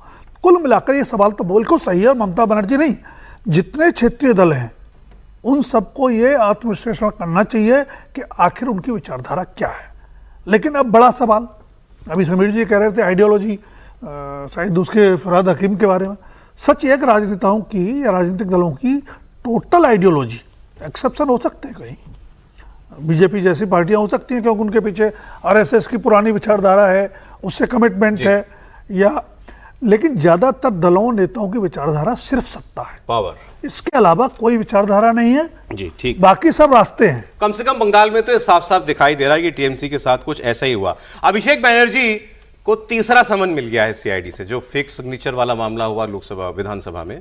दो समन, पहला समन पे वो गए नहीं, दूसरे समन पे उन्होंने कहा, उससे पहले उनके साथ वो मारपीट कांड हो चुका था तो उन्होंने कहा मेरी तबीयत ठीक नहीं है, और अब तीसरे समन पर उन्होंने ये कहा कि मैं दिल्ली में किसी वजह से कोलकाता में नहीं हूँ, कल वो इस बैठक के लिए दिल्ली आए हुए थे, तो तीसरे समन पर भी वो नहीं गए। कल इनके घर सीआईडी फिर पहुंच गई है, तीसरा समन जो है उनको दिया जा चुका है। अब ये हाईकोर्ट चले गए हैं, लेकिन कभी ना कभी तो इनको फेस करना पड़ेगा। राहुल जी देखिए, जो मामला है इसमें जो शोभन देव चट्टोपाध्याय, उनको लीडर ऑफ ऑपोजिशन बनाने के लिए जो चिट्ठी दी गई, और जिसके बाद जो है जो रेबल हैं इस वक्त, मैं अभी रेबल ही बोलूँगा, ऋतु रीता बर्ता बनर्जी और एक संदीपन साहा, इन लोगों की कंप्लेंट के बाद ये सारा जो है मामला उठा। नेचुरली अब सीआईडी उसकी जांच कर रही है और कल जो अभिषेक बनर्जी है वो भागे फिर रहे हैं, ये तो साफ दिखाई दे रहा है। लेकिन उनको ये जांच जो है उसके सामने आना तो पड़ेगा ही, चाहे वो कोर्ट जाए या किसी भी तरह से करें, लेकिन जाना सीरियस है ये मामला, बिल्कुल सीरियस है। अगर उन्होंने जो है ये सिग्नेचर फेक किए हैं तो मामला बिल्कुल सीरियस है। ठीक, एक तस्वीर और देख लीजिए आप, वो फालता वाला जहांगीर खान, वो नेपाल बॉर्डर से कल पकड़ा गया था, जिसने वोटरों को डराया धमकाया था, वहां रीपोल करना पड़ा और उसकी कोर्ट के अंदर पेशी हुई है। एक तो ये उसकी तस्वीर है, लेकिन इससे इंपॉर्टेंट तस्वीर और दूसरी ये रहे, वो जो झुकेगा नहीं पुष्पा। दूसरी एक तस्वीर, इसका जो ऑफिस है, उस ऑफिस के अंदर लोकल्स ने जिस तरीके से जाकर के अपना गुस्सा निकाला, उसको भी आप एक बार देखिए। जिसका लगभग आतंक था जिस आदमी का, ये हाल हुआ सत्ता पलटने के बाद। एक बार पूरे स्क्रीन पर दिखा दीजिए इसको, मेरी आवाज भी सुना दीजिए।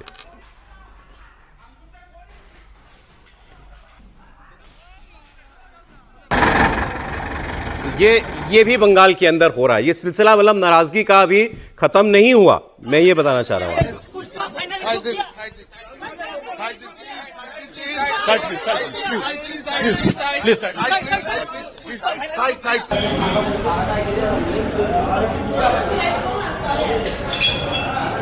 अरे कब तक चलेगा? लेकिन अभी जब तक ये सेटल ना हो जाए, ये जो ग्रुप सेटल हो जाए विधानसभा में, फिर लोकसभा में, फिर राज्यसभा में, तो फिर तय हो जाए कि भाई पार्टी किस स्थिति में, थोड़ा सा लगेगा टाइम, गुस्सा निकल रहा है, उसके बाद सेटल हो जाएगा। मुझे लगता नहीं कि बहुत ज़्यादा वक्त इसमें लगने वाला है। कुछ छूट भी मिली हुई है, नहीं तो किसी के घर में जाकर आप कैसे तोड़फोड़, किसी के ऑफिस में जाके कैसे तोड़फोड़ करोगे? गुस्सा हो सकता है, गुस्सा होगा, लेकिन आपको किसी की इजाज़त मिल जाएगी आपके दफ्तर में तोड़फोड़ करने की, तो वो सब भी हो रहा है। लेकिन ये गुस्सा मैं समझता हूँ जितना जल्दी रिलीज हो जाएगा, खत्म होगा, फिर कभी इसको दिस शुड एंड, ये बात सही है, ठीक है। लोगों की नाराजगी भी अगर है तो जायज, आपने ठीक कहा। अब इस पर रोक लगाने वाले काम भी जो है होने चाहिए। एक बयान आपको और आज सुनाता हूं बंगाल का, फिर आगे बढ़ेंगे। ये केंद्रीय मंत्री जेपी नड्डा जी का बयान। आयुष्मान भारत योजना लागू हो गई बंगाल में। सेंटर की कोई स्कीम बंगाल में नहीं चलती थी, ममता जी लागू नहीं होने देती थी। आयुष्मान भारत योजना अपने किस्म की भारत में पहली और सबसे बड़ी योजना है, जिसमें यूनिवर्सल मतलब बहुत बड़ा कवरेज दिया गया है, 5 लाख तक लोगों को स्वास्थ्य बीमा का। आप केवल सुनिए वो क्या बता रहे हैं, कैसे इन्होंने कहा ममता बनर्जी से कि ये स्कीम लागू कर दीजिए, लोगों के भले की है। ममता जी ने कैसे मना किया, और उतना ही नहीं, इन्होंने कहा कि अभी स्कीम के बारे में लोगों को पता नहीं था, तो हमने पोस्ट ऑफिस से डाक के जरिए तमाम घरों में जहां भी हम भेज सकते थे पर्चे भेजे कि ये स्कीम है, इसके बारे में हमको पता होना चाहिए, अपना एनरोलमेंट इसमें करा लीजिए। हमें एनरोल तो आपको खुद ही करना पड़ेगा ना, तो जानकारी देने के लिए उन्होंने कहा। उस चिट्ठी का क्या हश्र हुआ, ये भी सुनिए। जब मैंने ममता जी को कहा कि आयुष्मान भारत लागू करना है और करना चाहिए, हम नहीं करेंगे, हमने नहीं करना है। मुझे याद है कि उन दिनों शुरू में एक एप्लीकेशन फॉर्म छपा था आयुष्मान भारत का, पीएम जय का, जिसमें क्योंकि लोगों को मालूम नहीं था कि आयुष्मान भारत क्या है, तो उस पर हमने वो चिट्ठी लिखी थी। आपको जानकर आश्चर्य होगा कि पोस्ट ऑफिस से उन चिट्ठियों को लेकर के फाड़ करके नालियों में बहा दिया गया, ताकि जनता को पता भी ना चले कि उनके लिए कोई इस तरीके की स्कीम आई है। अब उस समय मैंने रिक्वेस्ट किया, मैंने कहा ममता दीदी ये जनता के लिए है, इसके बारे में आप सोचिए ना, होबे ना होबे ना होबे ना। हमने कहा होबे होबे होबे।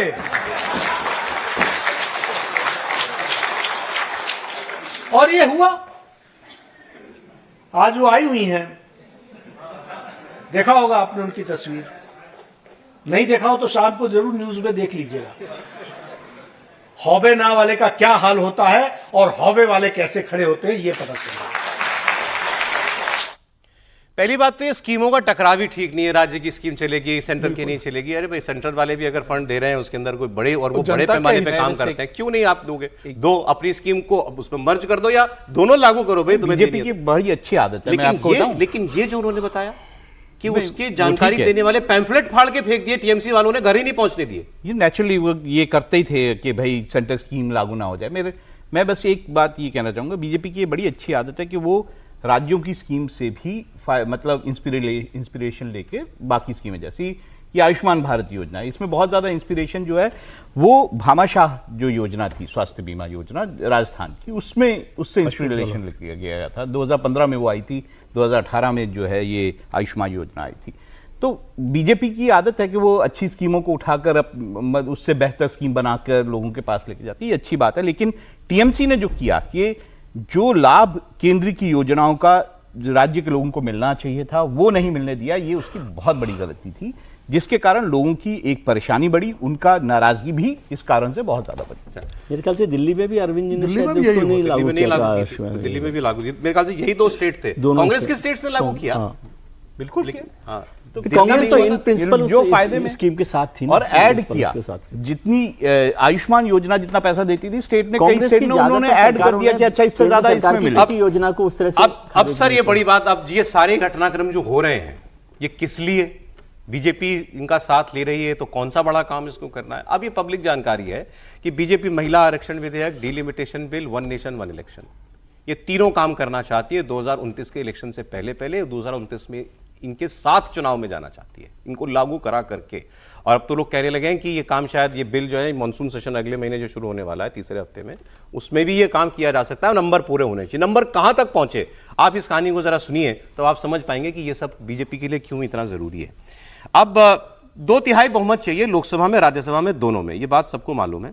अब कहां तक गणित पहुंच गया इसका एक आपको मैं आंकड़ा जो है पेश करता हूं, आपकी स्क्रीन पर इसके डेटा जो है वो आएंगे, क्योंकि मैं भी कल से सोच रहा था कि कैसे होगा। एक आर्टिकल पढ़ा तो पता लगा कि ये काम तो लगभग सा इनका बीजेपी का बन गया है। देखिए 543 लोकसभा सीटें, 2/3 बनता है 362, इसमें से 3 सीटें अभी खाली हैं, तो ये आंकड़ा 360 पर ऑलरेडी आ गया। ये चाहिए 2/3 लोकसभा में। एनडीए के पास 293 हैं, 22 मिला दीजिए टीएमसी के तो ये 315 हो जाएगा। इसमें अगर डीएमके के 22 जोड़ देंगे तो ये 337 हो जाएगा। ये दोनों काम लगभग हो चुके हैं, डीएमके भी लगभग इसमें जो है वो तैयार हो चुकी है। सरकार की नजरें शिवसेना यूबीटी के 9 सांसदों पर भी हैं, ये भी चर्चाएं हैं, समीर जी बताएंगे इसके बारे में आपको। तो ये संख्या हो जाएगी 343, 343, कितने मैंने आपको बताया चाहिए 360, और 343 पर सरकार को लगता है कि वो अभी ऑलरेडी है। अप्रैल में जब ये विधेयक लाया गया था संसद में तो बीजेपी के पक्ष में, सरकार के पक्ष में पड़े थे 298, मतलब वो एनडीए के 293 से 5 ज्यादा थे, वो भी इसमें जोड़ लीजिए तो वो हो जाएगा संख्या 348। फिर याद दिला रहा हूं जाना कहां है 360, बचे कितने, दूरी कितनी, केवल 12 की दूरी बची हुई है। और वो 12 बीजेपी को लगता है निर्दलीय वगैरह और सब छोटे दल कुछ एक आध लोग साथ में आ जाएंगे। एब्सेंट हो जाएगी ना सर, कोई एब्सेंट हो जाएगा तो भी हो जाएगा। बिल्कुल बिल्कुल, क्योंकि उस वक्त प्रेजेंट जो लोग थे पार्लियामेंट में वो 528 थे, और उस हिसाब से अगर देखिए तो अगर उस वक्त पास कराना होता तो बहुमत केवल 352 था। 348 सरकार मान के चल रही है हमारे पास ऑलरेडी हैं। तो ये काम जो है लोकसभा वाला लगभग सरकार को लगता है कि हो जाएगा। राज्यसभा के अंदर एनडीए 150 के आंकड़े के पास पहुंच चुका है, एक 164 जो है वहां पर उसको चाहिए। बीजेपी को लगता है कि काम राज्यसभा क्यों साथ है, उसने डिलिमिटेशन का विरोध किया। सर डीएमके सबसे पहले पास पब्लिकली कोई नहीं बोला, लेकिन उनके पूर्व मंत्रियों के हवालों से खबरें छपी हुई हैं जिनको उनको कोट किया गया है कि हम इशू बेस्ड सपोर्ट देने के लिए तैयार हैं। इतना ही नहीं, इशू बेस्ड है ना, yes, no delimitation bill pay बात किया, डिलिमिटेशन पे, यस, इस बिल पर उन्होंने कहा हमें सरकार संतुष्ट कर देगी, डिलिमिटेशन का नुकसान नहीं है तो हम साथ दे देंगे। सर डीएमके, मैं बता रहा हूं सरकार को इस बात का एश्योरेंस डीएमके ने दे दिया है कि ये जो 50% राइज कर रहे हैं आप, उससे हम मान जाएंगे। तो डीएमके सबसे पहले आने वाला है उनके साथ इस बिल पर, डीएमके तैयार है। हाँ, तो और ये तो तैयार हो ही गए, ये जो अब इधर ये तो तैयार सहयोगी जो बड़े भाई बने अभी नए, ये तो आ ही गए। तो राज्यसभा और लोकसभा दोनों में 2/3 मैनेजेबल है बीजेपी के लिए अभी। निश्चित रूप से मुझे लगता है कि तय है कि भारतीय जनता पार्टी अब इस बिल को पास कराने के बहुत करीब पहुंच गई है, और मुझे लगता है कि जो उनकी रणनीति होगी वो इसी दिशा की ओर बढ़ रही है। अब बस देखना है कि मानसून सत्र में ही इसको लेकर आते हैं या अगले शीतकालीन सत्र में इसको लेकर आते हैं, ये देखने वाली बात होगी। मुझे लग रहा है कि कोशिश होगी कि इसी सत्र में उसको लेकर आ जाए, क्योंकि बहुत लोकसभा समय के लिए समय नहीं है, 2029 के लोकसभा चुनाव के लिए ज़्यादा समय नहीं बचा है। और वैसे भी प्रधानमंत्री मोदी पहला बिल जो था उनका वो लोकसभा में गिरा है, मतलब पहली बार वो 14 साल में हारे हैं 12 साल अगर आप देखेंगे। तो मुझे लगता है कि अब वो उन्होंने तब भी प्रधानमंत्री ने कहा था कि भाई मैं अभी हारा हूं, अपना हौसला नहीं हारा हूं, बिल जरूर गिराए, मेरा हौसला नहीं गिराए। तो निश्चित रूप से मुझे लगता है कि सरकार की तैयारी होगी और सरकार इसको लेकर आएगी। और वन नेशन वन इलेक्शन को तो वैसे भी लेकर कमेटी बनी हुई है, अब वो कैसे उसको आगे बढ़ती देखने वाली बात होगी। महिला आरक्षण 2029 से सरकार ने जो कहा था प्रधानमंत्री मोदी ने, वो लागू करेगी और ये तय है कि वो बिल पास होगा। 2029 में महिलाओं के लिए 33% आरक्षण के साथ सरकार आगे बढ़ेगी। सर, ये काम अभी होने जा रहा है क्या? वन नेशन वन इलेक्शन में तो समस्या नहीं आएगी, लेकिन डिलिमिटेशन के सवाल पर डीएमके के जो रिजर्वेशंस हैं, और रिजर्वेशन नहीं है, डीएमके पूरे साउथ में उसके खिलाफ माहौल बना रही थी। पिछला बिल जो गिरा जिसका बात हो रही थी अभी, तो उसमें ये प्रावधान नहीं था कि 50% का इंक्रीज सब स्टेट्स में होगा। ये अमित शाह ने अपने भाषण में एश्योरेंस दी थी और कहा था कि 1 घंटे का समय मिले तो हम इसको बिल में लिख के दे देंगे। तो डीएमके डिलिमिटेशन के सवाल पर एकदम यू टर्न ले लेगी, मुझे लगता है वो उसकी अपनी राजनीति के लिए थोड़ा सा मुश्किल होगा। तो डिलिमिटेशन के लिए हो सकता है थोड़ा और इंतजार करने में कुछ और गणित मैंने भी ये पढ़ा और सर कह रहे हैं कि 50% के इंक्रीज के फॉर्मूले पे वो तैयार शायद हो जाए। सरकार ने बात की है, मतलब हाँ, हो सकता, उसमें हो सकता है, क्योंकि बिल में वो नहीं था, नए बिल में वो आएगा जब पेश किया जाएगा तो उसमें कोई रास्ता निकल सकता है। लेकिन अभी भी कुछ जो गैप है उसको पार करने के लिए थोड़ा समय चाहिएगा। तो हो सकता है कि मानसून सत्र में लाने की सरकार जल्दबाजी ना करे। सर, आपको क्या लगता है? नहीं, लाने की तैयारी कर रही है और उसमें जो आपने नंबर बताया वो तो ठीक है, लेकिन number 2/3 of the present members of the house है ना, वॉकआउट भी तो कर तो उसको भी तो कर सकते हैं। वो तो ध्यान रखना कीजिए। ये सही बात है, ये सोचने लायक बता रहे हैं बात। वो ये बिल कॉन्स्टिट्यूशनल अमेंडमेंट बिल के लिए स्पेशल मेजोरिटी की जरूरत है। Special majority, simple majority, 2/3 majority और स्पेशल मेजोरिटी, तीनों अलग किस्म की हैं। स्पेशल मेजोरिटी में 2/3 तो चाहिए ही, लेकिन हाउस की टोटल स्ट्रेंथ के आधे लोग प्रेजेंट होने चाहिए। हाँ, मतलब मिनिमम वो हो, लेकिन प्रेजेंट मेंबर्स जो है वो उसके 2/3 मतलब ये नहीं है कि 100 लोग रह जाए और उसका 2/3 हो। तो बहुत से लोग अगर अंतरात्मा को सुन के गैर हाजिर हो जाए तो काम हो जाएगा। सारे एमपीज की अंतरात्मा हमेशा जगी रहती है। सही बात। डीएमके वॉकआउट करेगा सर, डीएमके अपना सेफ बचाने के लिए वॉकआउट कर जाएगा, फीस बचाने के लिए। शिवसेना वाली बात सरकार को सॉर्ट कर दे। शिवसेना वाली बात कहां से? बिल पास कराने की है ना, कैसे पास कराना है वो बात ये हो रही थी कि क्या डीएमके समर्थन कर सकता है। तो जिस तरह से तमिलनाडु में उन्होंने काले झंडे लेकर जिस तरह से इसका विरोध किया था, उनके लिए इसका समर्थन करना मुश्किल है। वॉकआउट कर जाएगा अरेंजमेंट बिल पास कराने की बात है ना, सरकार को बिल पास कराना है। शिवसेना की बात कहां से चल पड़ी? शिवसेना समर्थन दे रही है, इसको दे रही है, कंफर्म हो गया, शिवसेना समर्थन देगी। अब शिवसेना अब कांग्रेस से भी बाहर होने की स्थिति में है, इंडिया गठबंधन से। और खबर यह है कि अगले लोकसभा चुनाव और विधानसभा के चुनाव में महाराष्ट्र में नए राजनीतिक समीकरण बनेंगे। अब यह तय है कि शिवसेना वापिस कहां जाएंगे वो? अब हो सकता है वो वापस भारतीय जनता पार्टी के साथ उनका कोई एडजस्टमेंट हो सकता है वो खुद अपने दम पे लड़ने की कोशिश करे हिंदुत्व के नाम पर। भविष्य की राजनीति वो क्या करेंगे तय होगा, लेकिन ये तय है कि शिवसेना अब इस मामले में आगे बढ़ रही है और वो महिला आरक्षण का समर्थन देगी। तो उनके 9 सांसद जो है वो भारतीय जनता पार्टी के साथ जाएंगे। तो और आपकी जानकारी क्या है, ये काम मानसून सेशन में हो सकता है? बिल्कुल हो सकता है, इस पर तैयारी शुरू कर दी अमित शाह जी ने। और लास्ट वीक में मानसून सेशन का लास्ट वीक में लगेगा ना, डिलिमिटेशन में टाइम, मानसून सेशन के लास्ट वीक में सरकार इसको लेकर आएगी और सरकार इसको पास कराएगी। ये सब जो हो रहा है इतनी तेजी से जो घटनाक्रम घट रहे हैं वो उसी के लिए घट रहे हैं कि मानसून सेशन के पहले सारे हो जाए। और अभी तो जुलाई में शुरू हो जाएगा 20 तारीख के करीब। इसका इलेक्शन 850 सांसद बिल्कुल महिला आरक्षण के साथ 816 सेशन को यूं भी समझिए। विंटर सेशन की प्रॉब्लम क्या है कि फरवरी में मार्च में विधानसभा चुनाव होने हैं, तो जब विधानसभा चुनाव होते हैं तो हाउस चलना बहुत मुश्किल काम होता है। हाँ, और वैसे भी विंटर सेशन हमारे यहाँ पर चलता नहीं नॉर्मली, लेकिन उसके बाद यदि विधानसभा चुनाव हो रहे हो, उत्तर प्रदेश जैसे चुनाव हो रहे हो, गुजरात जैसे चुनाव हो रहे हो, तो उसमें हाउस चलाना बहुत मुश्किल काम है। और कॉन्स्टिट्यूशनल बिल ऐसे दिन में पास नहीं करवा सकते आप, उसके लिए जरूरी है कि वो हो। ये नहीं है कि जैसे और बिल सरकार पास करवा लेती है, वो भी उसमें कंडीशन है। ठीक है, अच्छा। अंतर्राष्ट्रीय अपडेट आपको दे दूंगा। ट्रंप के सबसे करीबी दोस्त ने उनकी डील फंसा दी, मतलब नेतन्याहू ने। और जब जब ट्रंप डील की बात करते हैं, कहते हैं हम बहुत आगे बढ़ गए, तब तब इजराइल लेबनान पर हमले तेज कर देता है। अब तो यह बात होने लगी है कि ट्रंप इस ट्रैप से कभी निकल ही नहीं पाएंगे शायद, और अगर निकल भी गए तो काफी कुछ गंवा कर निकलेंगे। अब वो कहते ही रहते हैं कि डील होने वाली है, डील होने वाली है, अब होगी तब होगी, लेकिन नेतन्याहू को रोक नहीं पा रहे। एक बार फिर ट्रंप ने नेतन्याहू से फोन पर बात की, क्योंकि आपको मालूम है कि अभी मिसाइलें फिर चली थी इजराइल और ईरान के बीच में, और वजह उसकी हिजबुल्लाह के साथ लड़ाई जो थी इजराइल की लेबनान में, वही थी।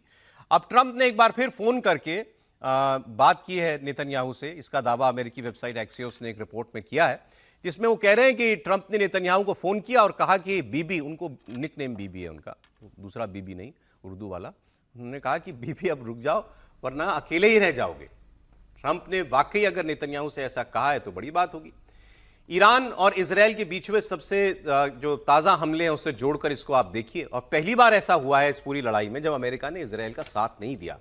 ईरान ने मिसाइल मारी, ईरान ने इजराइल को टारगेट किया, इजराइल ने खुद जवाब दिया। ना एयर डिफेंस के लिए अमेरिका आया, ना पलटवार में जवाब देने के लिए वो सामने आया। अभी तक ये होता था कि ट्रंप पूरा खुलकर साथ देते थे, साथ में मिलकर ही ये सारी जवाब ईरानी के ऊपर कार्रवाइयां करते थे। ईरान कह रहा है कि इजराइल जो भी करता है वो ट्रंप की मर्जी से ही करता है। ईरान के विदेश मंत्रालय ने कहा है कि अमेरिका जो कर रहा है वो इस डील को और लंबे वक्त तक के लिए टाल देगा। डील की संभावनाओं के बीच ट्रंप नेतन्याहू से परेशान है, अब ये तो साफ है। अब उनसे ये सवाल हुआ एयरपोर्ट पर, उन्होंने कहा कि अब दोनों शांत हो गए हैं, वो कह रहे हैं। उन्होंने पोस्ट में भी ये लिखा कि मैंने बात कर ली है ईरान से भी और इजराइल से भी, दोनों अब शांत हैं, ये उनका पोस्ट है। जो उन्होंने बयान दिया उसमें उन्होंने ये दावा किया कि एक तो अब दोबारा फायरिंग नहीं होगी, दूसरा हम डील के बहुत करीब पहुंच गए हैं, इतना ही नहीं, 1-2 दिन में समाधान निकल जाएगा, 1-2 दिन में हम साइन कर लेंगे। और नेतन्याहू वो कहते हैं कि मैं ट्रंप की सारी बातों का सम्मान करता हूं, लेकिन इस बीच वो ईरान को धमकाते भी हैं और अब तो कार्रवाई भी उनकी सीधे सीधे शुरू हो गई। अब वो ये कह रहे हैं नेतन्याहू कि अगर ईरान ने हम पर हमला किया तो हम जवाब तो देंगे। दूसरा, ईरान और हिजबुल्लाह को हमने बहुत कमजोर कर दिया और हिजबुल्लाह को ऐसे हम बीच में नहीं छोड़ेंगे। वो अभी भी ये कह रहे हैं, ट्रंप के बार बार उनको समझाने के बाद भी, कि हिजबुल्लाह के साथ लड़ाई यूं बंद नहीं होती।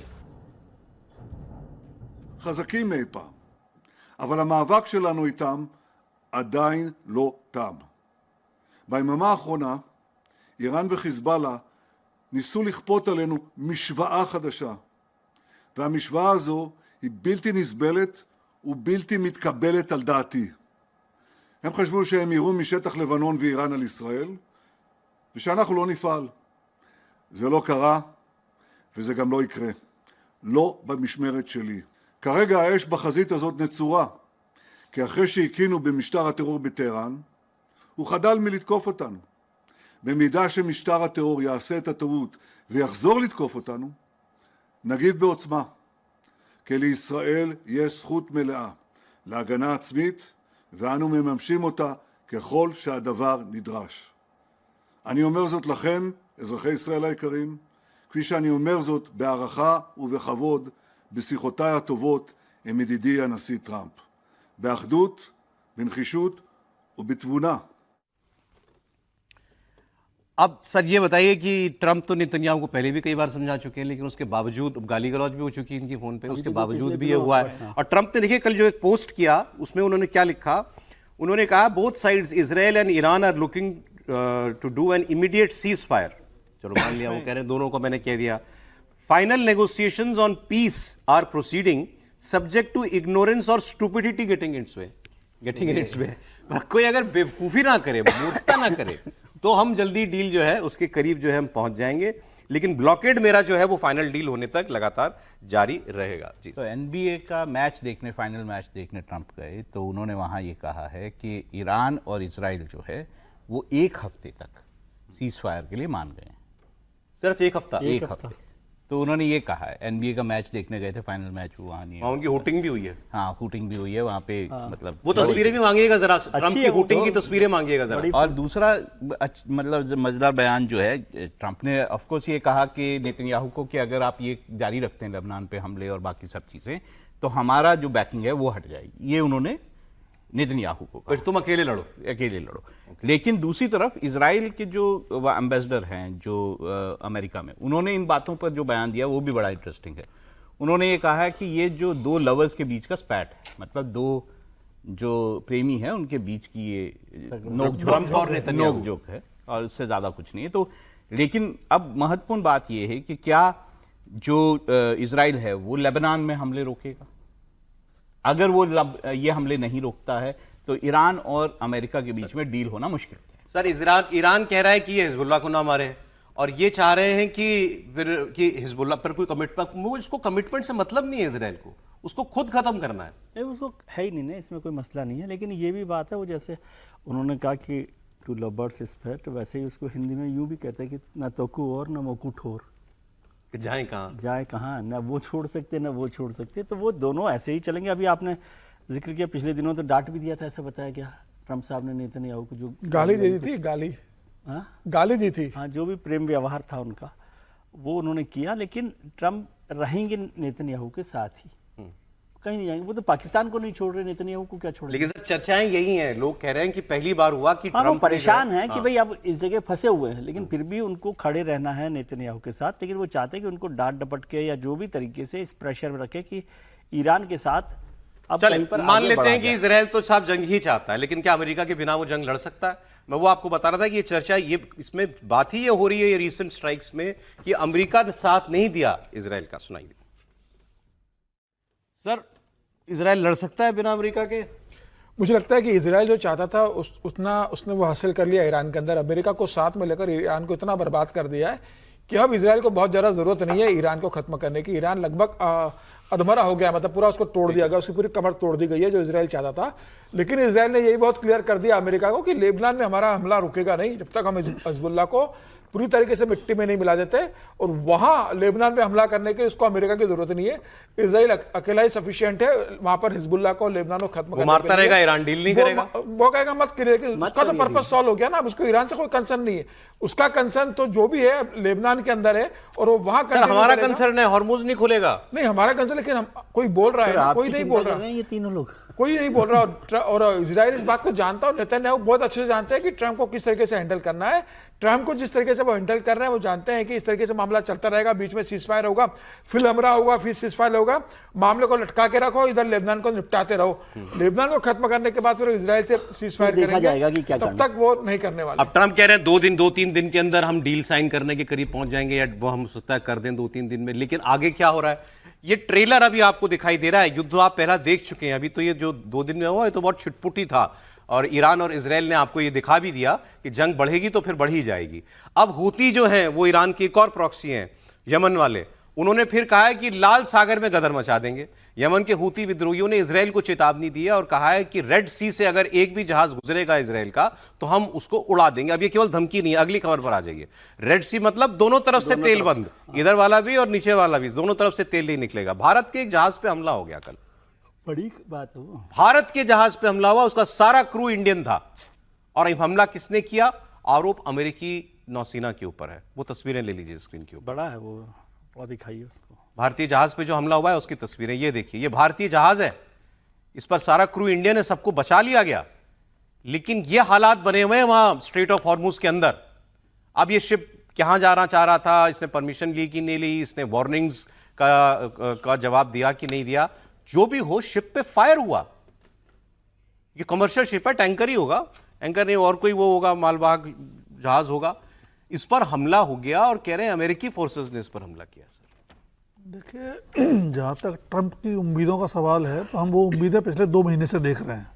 जब वो सीज फायर हुआ था उसके बाद से लगातार कह रहे हैं कि बस होने वाला है, होने वाला है। लेकिन समस्या ये है कि अमेरिका की चिंताएं अपनी चौधराहट और संसाधनों पर कब्जे की है, जबकि इजराइल का संकट वहाँ ग्रेटर इजराइल का जो उनका सपना है अपने प्रभुत्व को बचाए रखने की है वेस्ट एशिया में, तो मुझे नहीं लगता कि जल्दी कुछ होने वाला है। हाँ, हमारे साथ साथ पूरी दुनिया की चिंता ये जरूर होनी चाहिए कि अभी 22 या 23% जो क्रूड ऑयल आता है हॉर्मुज से वो बंद है। अगर रेड सी भी हो जाता है तो करीब 15-16% वहाँ से आता है। ये संकट बहुत बढ़ेगा, इसीलिए बाकी दुनिया को ट्रंप, ईरान, इजराइल, इनके अपने अपने वेस्टेड इंटरेस्ट है, और ये तीनों ही एक तरह से मिसगाइडेड या अनप्रेडिक्टेबल लोगों के तौर पर व्यवहार कर रहे हैं। इंटरेस्ट होंगे अपने, लेकिन दुनिया के इंटरेस्ट को ध्यान में नहीं रख रहे हैं। तो बाकी दुनिया को मिलकर के कोई न कोई ऐसा रास्ता जरूर निकालना चाहिए। ये जल्दी खत्म नहीं होगा, जब खत्म भी होगा तो इसका असर आने वाले समय तक, लंबे समय तक आफ्टर शॉक्स भी आते रहेंगे। जी, मुझे लगता है अमेरिका यहां से चला भी जाए, ईरान और इजराइल उलझ सकते हैं कभी भी। वो चलता रहेगा, वो चलता रहेगा, क्योंकि लेबनान के मुद्दे पर दोनों सहमत नहीं होंगे। 2-3 दिन में कोई होने के बाद थोड़ी नहीं, 2-3 दिन का मुझे तो नहीं लगता कि 2-3 दिन तो ट्रंप साहब के लिए कुछ हो सकता है। मुझे 2-3 दिन में तो कोई संभावना अभी नहीं लग रही कि इस तरह की बात जहां पर चल रहे हैं। और ट्रंप साहब तो 2-3 दिन में कहां बदल जाते हैं खुद का भी नहीं पता। सर, अब एक लाइन की बात है, ईरान ने कंडीशन डाल दी है इजराइल समझ जाए और हमले ना करे लेबनान पे। वो आदमी मानने को तैयार नहीं है। वो नहीं मानेंगे, मैं बताऊं आपको। लेबनान के मसले पर इजराइल अभी तो कोई मानने वाला नहीं है। कोई बहुत बड़ी बात हो जाए डील पर, ट्रंप साहब कहते कि नहीं इस पर थोड़ा सा सीज फायर जैसा कर लीजिए, तो हो सकता है, लेकिन लेबनान पर कम से कम ईरान को लेकर फिर भी कुछ हो सकता होगा, इजराइल और ईरान के बीच में बातचीत, लेकिन इजराइल और लेबनान में कोई तो मुश्किलें पूरी दुनिया की बढ़ती जाएंगी। देखो, देखिए अब जो अगर रेड सी वाला रास्ता रुकता है तो यूरोप और एशिया के बीच में पूरा व्यापार रुकेगा, वो सारा यूरोप से ही आता है, वो पूरा व्यापार उधर से रुकेगा, और जो भी अब फ्रेट जाएगा वो अफ्रीका के साथ, अफ्रीका का पूरा चक्कर लगा के तो फिर ये कोई मतलब बाकी देशों की इकोनॉमी का क्या होगा, वहां पे महंगाई का क्या होगा, जो हालत हो रही है इस वक्त, ऑयल की जो एनर्जी एक्सपोर्ट है उनका क्या होगा, ये सारी चीजें रुकेंगी। और ये जो चीजें हैं ये ट्रंप के लिए भी अच्छी अपना बात है। गट फील आपको क्या कह रहा है, जो भी सेंस आपकी कह रही है मुझे कि अगर हफ्ता 2 हफ्ता महीना इसमें कुछ हो सकता है समझौता? देखिए, अगर ट्रंप ये मान लें कि उनको पूरी तरह से दबाव डालना है इजराइल पर, और वो दबाव उतना डाल देते हैं, क्योंकि देखिए जब भी ईरान इजराइल पे हमले करता था तो उसकी मिसाइलें रोकने में अमेरिका एक बड़ा पार्ट प्ले करता था, और अभी भी करता है अगर वो हो तो। इजराइल अपने आप ईरान की मिसाइलों को पूरी तरह से नहीं रोक पाएगा, और इजराइल में खूब तबाही होगी अगर ये जो है लड़ाई चलती है और अमेरिका बाहर इससे आ जाता है। आप कह रहे हैं कि अगर ट्रंप सच में समझा दें डालेंगे तो ये मामला रुक जाएगा, तो ये काम हो सकता है। बिल्कुल, इजराइल जो है वो इतनी लंबी लड़ाई लड़ नहीं पाएगा ईरान से। आगे हमारे बगल में पीओके में हमारा हिस्सा है, वहां कैसा कत्लेआम मच रहा है इसकी खबरें आप देख रहे होंगे लगातार। पाकिस्तान के कब्जे वाले कश्मीर में पाकिस्तान की सेना खूनी खेल खेल रही है। बाकी एक तस्वीर, आप सबसे पहले एक तस्वीर देख लीजिए आप, और दुनिया देखिए ये तस्वीर। मानवाधिकार चिल्लाने वाले जितने भी लोग हैं ना, एमनेस्टी से लेकर के और ह्यूमन राइट्स वॉच और जाने क्या क्या, एक प्रदर्शनकारी भाग रहा है, अकेला है, और उसको पीछे से गोली मार दी जाती है। वही तस्वीर ले लीजिए दोबारा, और इस तरीके से फायर किया जा रहा है लोगों के ऊपर। ये देखिए आप, ये कोई ऐसा नहीं लग रहा कि कोई हवाई फायर हो रहा है। टारगेटेड है। 27 लोग मारे गए हैं पीओके में, 27 लोग एक दिन में, 100 से ज्यादा लोग घायल हो गए हैं। इस घटना के बाद से पीओके में इस वक्त तनाव चरम पर है। पीओके में प्रदर्शन की अगुवाई करने वाली जॉइंट अवामी एक्शन कमेटी ने आरोप लगाया है कि सेना ने रावलकोट में एक जनाजे में शामिल लोगों पर फायरिंग की। बताया जा रहा है कि एक व्यक्ति है, उसके शाहजेब, उसके जनाजे में लोग आए थे और पाकिस्तान की सेना और सरकार के खिलाफ नारेबाजी कर रहे थे, तभी सुरक्षा बलों ने गोलीबारी शुरू कर दी।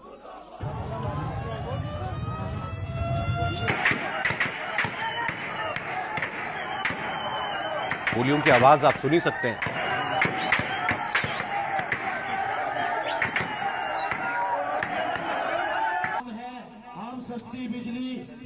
अच्छा, ये आरोप और लगाया जा रहा है कि जो लोग मारे गए उनके शवों को भी सेना अपने साथ ले गई। इन्होंने दरअसल आज एक बड़े प्रदर्शन की ऐलान किया हुआ था इस जॉइंट अवामी कमेटी ने। उससे पहले ये कत्लेआम मचा जिसमें 27 लोगों को गोली मार दी गई। खबर है कि एक्शन कमेटी के नेता शौकत नवाज मीर को देखते ही गोली मारने के आदेश जारी किए गए हैं, क्योंकि शौकत नवाज ने शहबाज सरकार के खिलाफ ये कॉल दी थी आज के प्रदर्शन की। 27 लोगों की मौत के बाद पीओके में इस वक्त जबरदस्त गुस्सा, और वजह क्या है, वजह सुनकर आप और हैरान होंगे। ये प्रदर्शन हो किस लिए रहा है, क्या मांग रहे हैं ये सरकार से? इनके असेंबली में इलेक्शन होना है, और उस इलेक्शन से पहले वहां की सरकार ने 12 सीटों को रिजर्व कर दिया। किनके लिए रिजर्व किया है? रिफ्यूजियों के लिए। पीओके के कौन से रिफ्यूजी हैं? कौन से रिफ्यूजी पीओके के? और उनके लिए रिजर्व कर दिया। अब इनका आरोप यह है कि रिफ्यूजियों की आड़ में ये पाकिस्तान के पंजाब सूबे के पंजाबियों को जो है यहां पर उनको लाना चाहते हैं, ताकि असेंबली में पाकिस्तान तो उन्हें ही रिफ्यूजी मानता है। अब उसमें अलग से ये बात है कि 12 रिफ्यूजी वो जहां पे भी पाकिस्तान में रहते हैं, ये है। हाँ बिल्कुल आएंगे उसमें, वही आएंगे उसमें पंजाब के लोग। बेसिकली वो असेंबली को कंट्रोल करने की कोशिश। 45 सीटों की असेंबली है, उसमें 12 सीटें कितने की है? 45 में से, और उसमें 12 रिजर्व। और ये जो जेएसी है उसका ये कहना है कि वहां के जो नागरिक हैं उनके अधिकारों का ये हनन है, और इसको लेकर सारा प्रदर्शन है, जिसको लेकर ये अब ये गोलियां चल रही हैं, और जिस तरह से वहां पर सेना जो है वो वहां के आम नागरिकों को। हमारी असेंबली में पीओके के लिए सीटें खाली हैं कश्मीर में, है ना सर? हाँ बिल्कुल, अभी तक चल रही है। भाई हम मानते हैं कि पीओके पे अनधिकृत कब्जा पाकिस्तान ने किया हुआ, लेकिन लोग हमारे हैं, हमने उनके लिए सीटें दी हुई हैं जम्मू कश्मीर असेंबली में। 24 सीटें, वो उस पर भर्ती नहीं होता, कोई आता नहीं, वो अलग बात है। इनके कौन से रिफ्यूजी हैं भाई? और पाकिस्तान में रहते हैं ऐसे, पाकिस्तान में मतलब पीओके के पाकिस्तान के पास, और उसके रिफ्यूजी भी पाकिस्तान में। अरे चले जाओ पीओके, कौन सा रिफ्यूजी आप जाओ उसको interesting अच्छा, लड़ो। दूसरी बात समझिए ना कि पाकिस्तान की जो सरकार है, पाकिस्तान का जो सिस्टम है ना, वो तो पीओके को रिफ्यूजी समझता है हाँ कुल बिल्कुल मिलाकर। सही। यदि उनका जो बर्ताव है, जो बिहेवियर है, ये सारा जो झगड़ा क्यों है, वो इसलिए क्योंकि वो उनको एक बराबरी का दर्जा नहीं देते।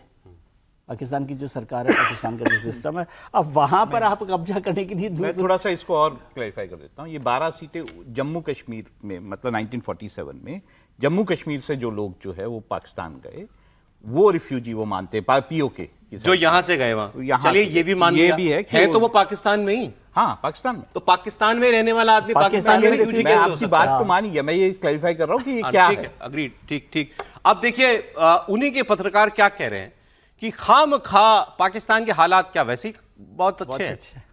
बलूचिस्तान जल रहा है, खैबर पख्तूनख्वा में इनको वो मारता है, तालिबान मारता है, पंजाब में जिहादी बम फटते हैं जा जाके, बचा क्या है इनके पास? पीओके और इसके बाद गिलगित बाल्टिस्तान, सिंध में भी अनरेस्ट चल रहा है। इनके पत्रकार कह रहे हैं क्यों इतने मोर्चे खोल रही है हमारी सरकार? गिलगित बाल्टिस्तान के इलेक्शन में भी धांधलेबाजी करने की कोशिश हुई है। वो लोग भी रोते रहते हैं कि हमको ऑटोनॉमी नहीं मिलती, हमारे रिसोर्सेज यूज करती है सारी पाकिस्तान की सरकार और हमें कुछ नहीं मिलता। चीन का सब कुछ, वो रोड जो सीपेक बना रहा है वो उनके यहाँ से लेकर के आ गया है। और दूसरा अब ये पीओके, तो वो उनके लोग ही आलोचना कर रहे हैं। अच्छा, ये पीओके की अभी आ रही तस्वीरें हैं, तो आज भी वहां पर हंगामा है। आज ही तो खैर इस प्रदर्शन की कॉल जो है आज के लिए ही थी, तो लोग तो निकल रहे हैं बड़ी तादाद में। और ये मैं लोगों की हिम्मत मानता हूं। कल जहां पर 27 लोगों को गोली मार दी गई हो सड़क पे, उसके बाद आज प्रदर्शन के लिए लोगों को निकलना, ये भी बड़ी बात है। ये भी वहां पर हो रहा है। और जो वो भी कह रहे थे इनके पत्रकार कि पाकिस्तान अपने लिए ही फ्रंट खोले जा रहा है। नहीं, ये पीओके तो जब से बना है, जब से पाकिस्तान के कब्जे में क्षेत्र गया है, तब से सिवाय दमन और उपेक्षा के कुछ झेल ही नहीं रहा है। हर तरह की मुश्किलें हैं, विकास के नाम पर कुछ नहीं है, संभावनाएं कुछ नहीं है। लेकिन एक थोड़े व्यापक संदर्भ में इसको देख लें सौरभ जी, तो कहीं न कहीं पाकिस्तान जैसे आज जिस हाल में है, उसके पत्रकार भी बता रहे थे, चुनौतियों की बात कर रहे थे, और हमारे लिए फिर भी मुश्किलें पेश करता रहता है, शरारतें करता रहता है। उसके लिए कहीं न कहीं हमारी जो पॉलिटिकल लीडरशिप है वो भी जिम्मेदार है। वो मैं इसलिए कह रहा हूँ कि 22 फरवरी 1994 को भारत की संसद ने प्रस्ताव पारित किया कि पीओके हमारा हिस्सा है, और उसके बाद से उस दिशा में कोई कदम हमें सामने उठता हुआ नजर नहीं आया। कदम ऐसा नहीं है कि जाके कब्जा कर लेंगे, कदम होता है कि जो अंदर की चुनौतियां हैं आप उनका लाभ उठाते हैं। जी, सिंध में उस समय भयंकर अनरेस्ट था, सिंध लगभग अलग होने के कगार पे थे आज से 40 साल पहले, हमने कुछ नहीं किया उसके लिए। बलूचिस्तान हम देख रहे हैं, खैबर पख्तूनख्वा हम देख रहे हैं, और पीओके में लगातार हालत खराब। राजनाथ जी का स्टेटमेंट था कि पीओके अपने आप आएगा। अपने आप कुछ नहीं आता है, अपने आप तो आपके सामने थाली रखी होती है, वो भी आपको खाना ही पड़ता है। तो हमें जिस तरह के, मैं ये नहीं कह रहा कि आप कोई आक्रमण करके कब्जा कर लें, लेकिन जब पाकिस्तान के अंदर ऐसे हालात मौजूद हैं जो आपके समर्थन या सहयोग की अपेक्षा से अपना मनसब पूरा कर सकते हैं, अपना उद्देश्य हासिल कर सकते हैं, जो दूरगामी रणनीति के तहत आपके लिए बहुत यूजफुल होगा, हमने वो भी नहीं किया। तो अब पिछले सालों से, कुछ सालों से जरूर ऐसा लग रहा है। ऐसे खैर ये बात मैं सवाल करता हूं कि इतनी आसानी से टूटा नहीं करते किसी देश के हिस्से, लेकिन वहाँ हालात मौजूद तो हाँ, तो वो हालात वहां मौजूद जरूर हैं, लेकिन उसके लिए आपने ठीक कहा, कुछ एक्टिव कैटलिस्ट की जरूरत होती है, जैसे बांग्लादेश में हुआ। तो यहाँ पर, लेकिन यहाँ एक और बात सरकार बता के थोड़ी करेगी सर, अगर सरकार, ये बात भी ठीक है, आपकी ठीक है, लेकिन वो तो 40 साल पुरानी बात बता रहे ना कि 40 साल पहले भी कुछ नहीं किया गया। ये सब हो रहा है, अगर इतना हो रहा है वहाँ पर जिस तरीके से, और इतना नरसंहार वहाँ पर पाकिस्तान की आर्मी कर रही है, और वहाँ लोग सड़कों पर उतर रहे हैं, उसके बाद भी आज लोग उतर रहे हैं। अब लोगों ने कफन बांधे, जिस तरीके से लोग वहाँ पर विद्रोह में उतर आए हैं, तो मुझे लग रहा है कि अब तय है कि वहाँ पर खुद वहाँ पर खड़े मुश्किल होगा, लंबे समय खुद ही खड़े होते हैं। नहीं, भारत का बहुत अच्छा वहाँ पे, ऐसा नहीं है कि भारत की वहाँ पे लोग नहीं है या फिर भारत जो है उस तरह से वहाँ पे चाहता नहीं, लेकिन वो भारत के लिए सेंटिमेंट है, पॉजिटिव सेंटिमेंट है, कुछ पीओके में तो है, कुछ सेक्शन में है, पीओके में तो है ही। और दूसरा ये भी है कि ऐसा नहीं कि भारत के वहाँ पे एसेट्स नहीं है या भारत के ये सब लोग नहीं है, वहाँ पे पूरा हमारा ध्यान रहता है कि क्या हो रहा है, क्या नहीं हो रहा है। ये भारत सरकार को तय करना है कब क्या करना है। और आइए फिर एक बार पॉलिटिकल खबरों की शुरुआत करते हैं। और पहले मध्य प्रदेश राज्यसभा चुनाव होना है वहां पर, लेकिन लड़ा ऐसे जा रहा है जैसे विधानसभा का चुनाव हो। और देखिए क्या हो रहा है वहां पर, फिर वही रिजॉर्ट की दौड़।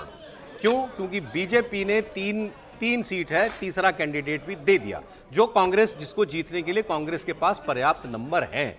लेकिन इतना तनाव हो गया कांग्रेस पार्टी को, क्रॉस वोटिंग का इतना डर हुआ कि कांग्रेस ने अपने विधायकों की बाड़ाबंदी शुरू कर दी है।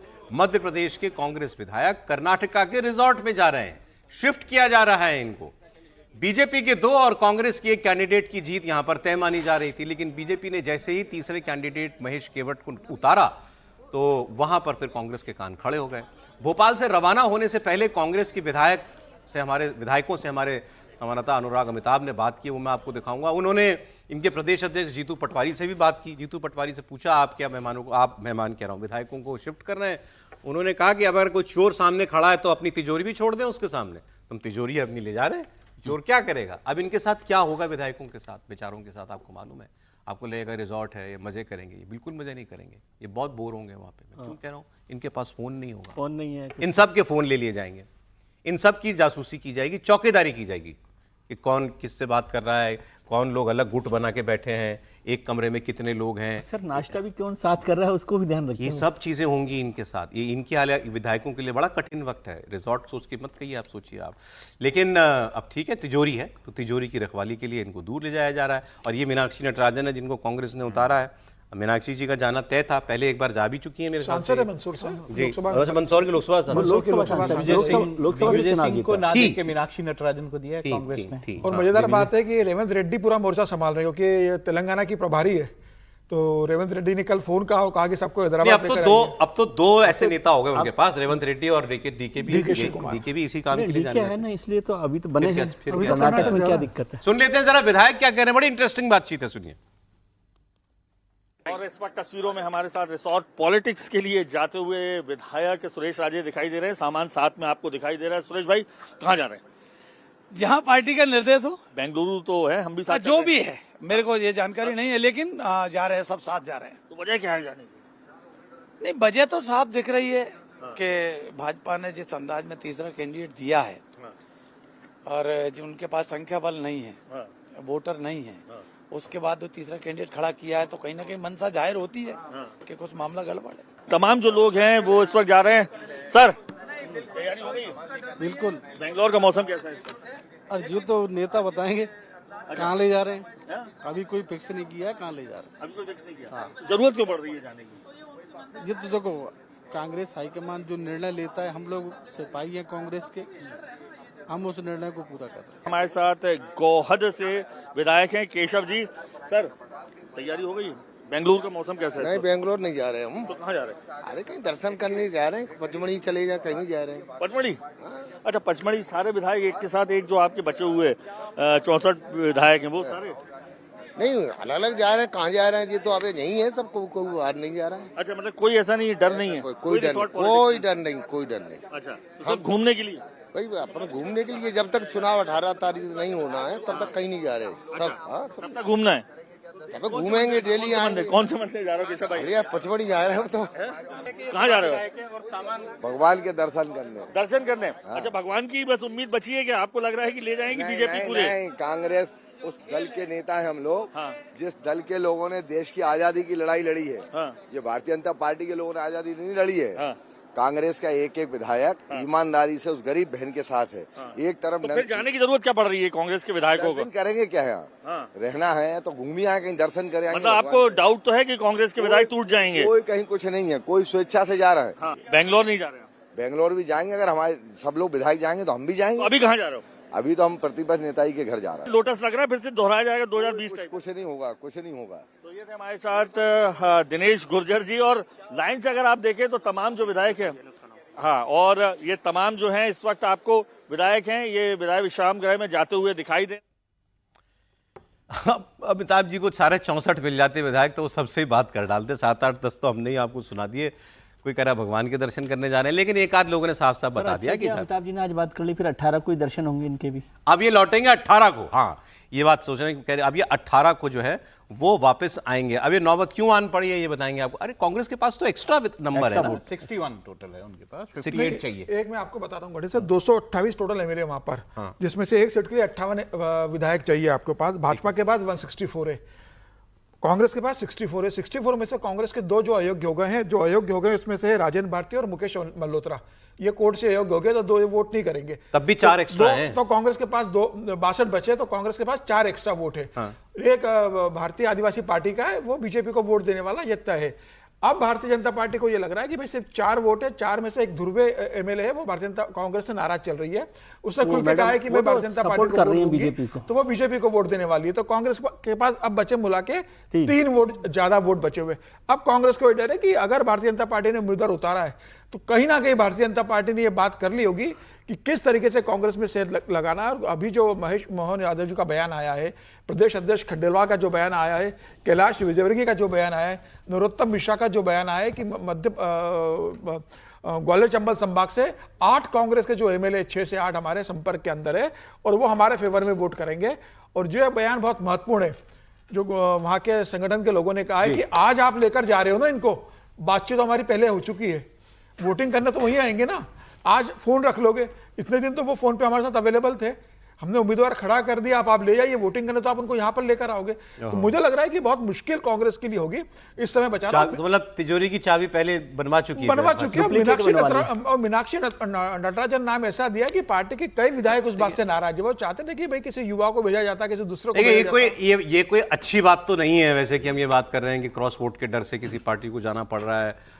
क्यों टूटने के पीछे प्रलोभन होगा या डर होगा, यही बातें होती हैं। और क्या होता है या एक तीसरी बात यहाँ हो सकती है कि मीनाक्षी जी से कोई बहुत ही नाराज हो, या दिग्विजय जी और कमलनाथ जी पीछे से कोई खेल कर रहे हो कि हमको नहीं भेजा तो उसको भी ना जाने दो। वोट नहीं देने के लिए कि नाराज है, पार्टी डिसिप्लिन से चलती है।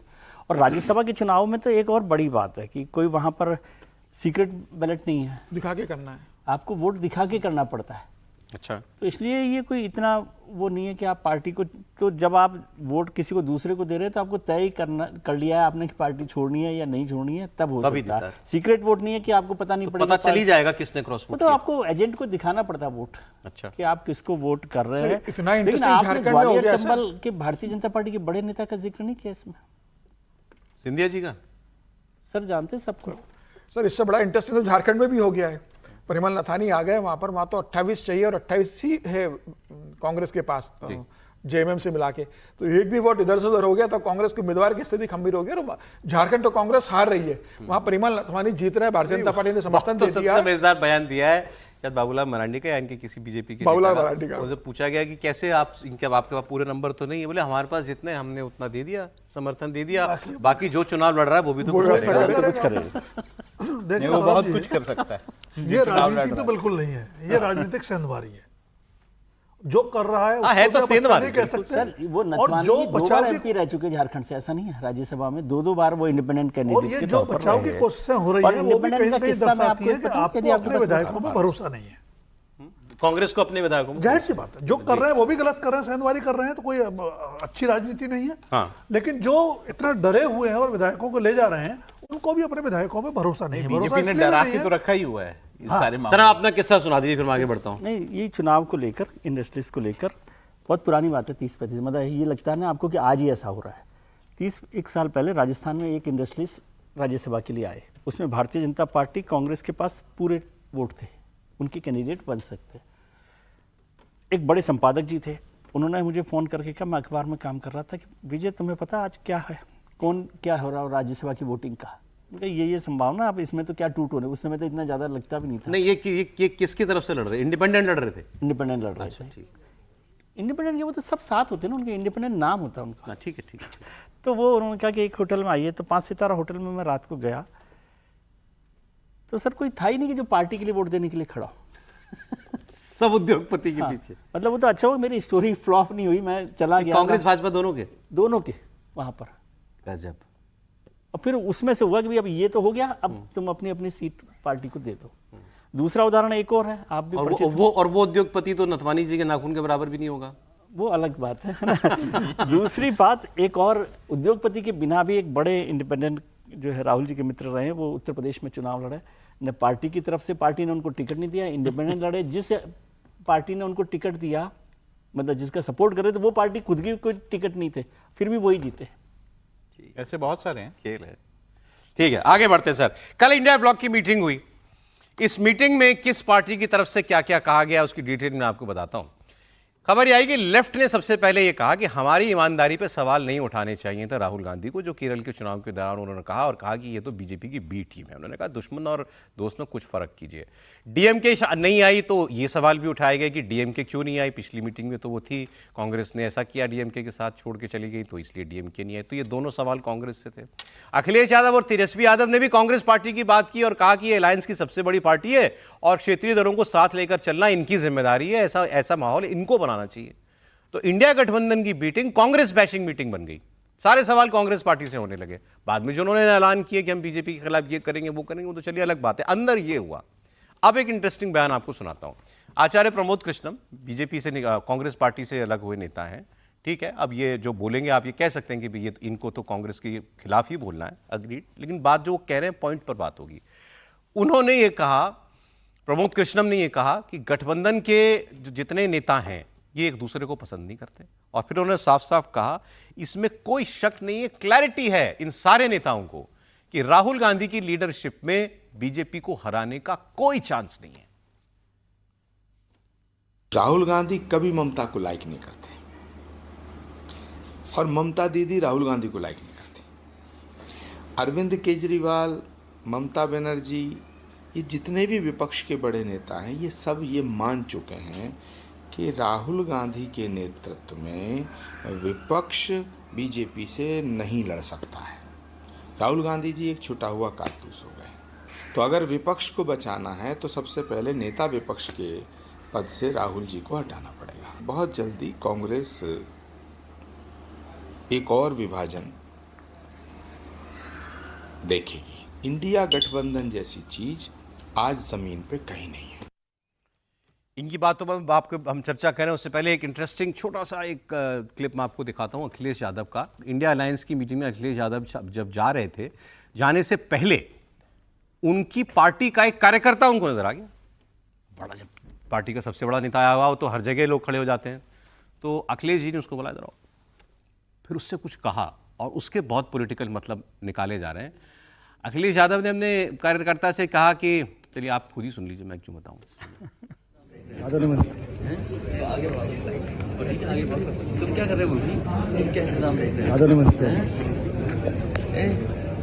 कुछ कांग्रेस के लोग खिलाफ लिख रहे हैं, वो बताना मुझे बोलना चाहिए। तो आगे बढ़ो। तुम क्या कर रहे हो? क्या इंतजाम देख रहे हो? नमस्ते। कुछ कांग्रेस के लोग खिलाफ लिख रहे हैं, वो बताना मुझे बोलना चाहिए। बात कही हंसते हंसते कही, लेकिन क्या कहा, कांग्रेस के लोग कुछ खिलाफ लिख रहे हैं, जरा पता करके बताना मुझे। और ये तो है भरोसा है एक दूसरे के ऊपर। ये है इंडिया गठबंधन की हकीकत। सारे सबके निशाने पर कांग्रेस पार्टी, और जब कांग्रेस पार्टी कहते हैं तो पढ़िए उसको राहुल गांधी। कोई शक सर? नहीं, शक तो इसलिए नहीं कर सकते कि इंडिया गठबंधन की सबसे बड़ी पार्टी कांग्रेस है।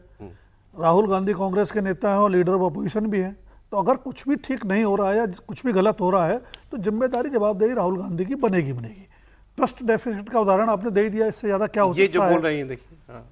और लेकिन सवाल यह है कि इंडिया गठबंधन का जो स्वरूप है ना, और उसमें जो शामिल घटक दल है उनके आपस के रिश्ते देख लें, पुराना इतिहास देख लें, तो ये मैरिज ऑफ कंपल्सन है, कन्विक्शन नहीं है। क्योंकि आपको सर्वाइव करना है, आपको मोदी और बीजेपी का जो बढ़ता हुआ वर्चस्व है उसमें किसी तरह से अपने अस्तित्व को बचाना है, इसलिए सब लोग साथ हैं। अदरवाइज आप देख लीजिए कि अभी लेफ्ट शिकायत करती, सीपीआई ने शिकायत की कि आपने केरल में हमारे ऊपर आरोप लगाया भ्रष्टाचार का। बंगाल में राहुल गांधी किस तरह से बोल रहे थे ममता बनर्जी को कि आपने ठीक से सरकार नहीं चलाई होती तो बीजेपी के लिए रास्ता नहीं खुलता, या बंगाल में टीएमसी का गुंडा राज है। तो कुल मिला के आपस में कोई सद्भाव है ऐसा बिल्कुल नहीं। अभी अखिलेश जी वाला जो सुना आपने राहुल जी, देखिए ये बात तो बिल्कुल साफ है कि जो कांग्रेस पार्टी है, अखिलेश यादव ने एक और भी बयान दिया। उन्होंने ये कहा कि कांग्रेस को बड़ा मन रखना चाहिए। हाँ, कल बोला ना, बड़ा मन रखना चाहिए और बड़ी पार्टी है, आप बड़ी पार्टी हैं। सीटें देने के नाम पे बताएंगे, पूछेंगे कितनी बड़ी पार्टी मानते हैं कांग्रेस को। तो देखिए सारी सबसे बड़ा दल जो है वो कांग्रेस है, तो सबकी जो उम्मीद है या नाराजगी है वो भी कांग्रेस से ही इस सारे उसमें।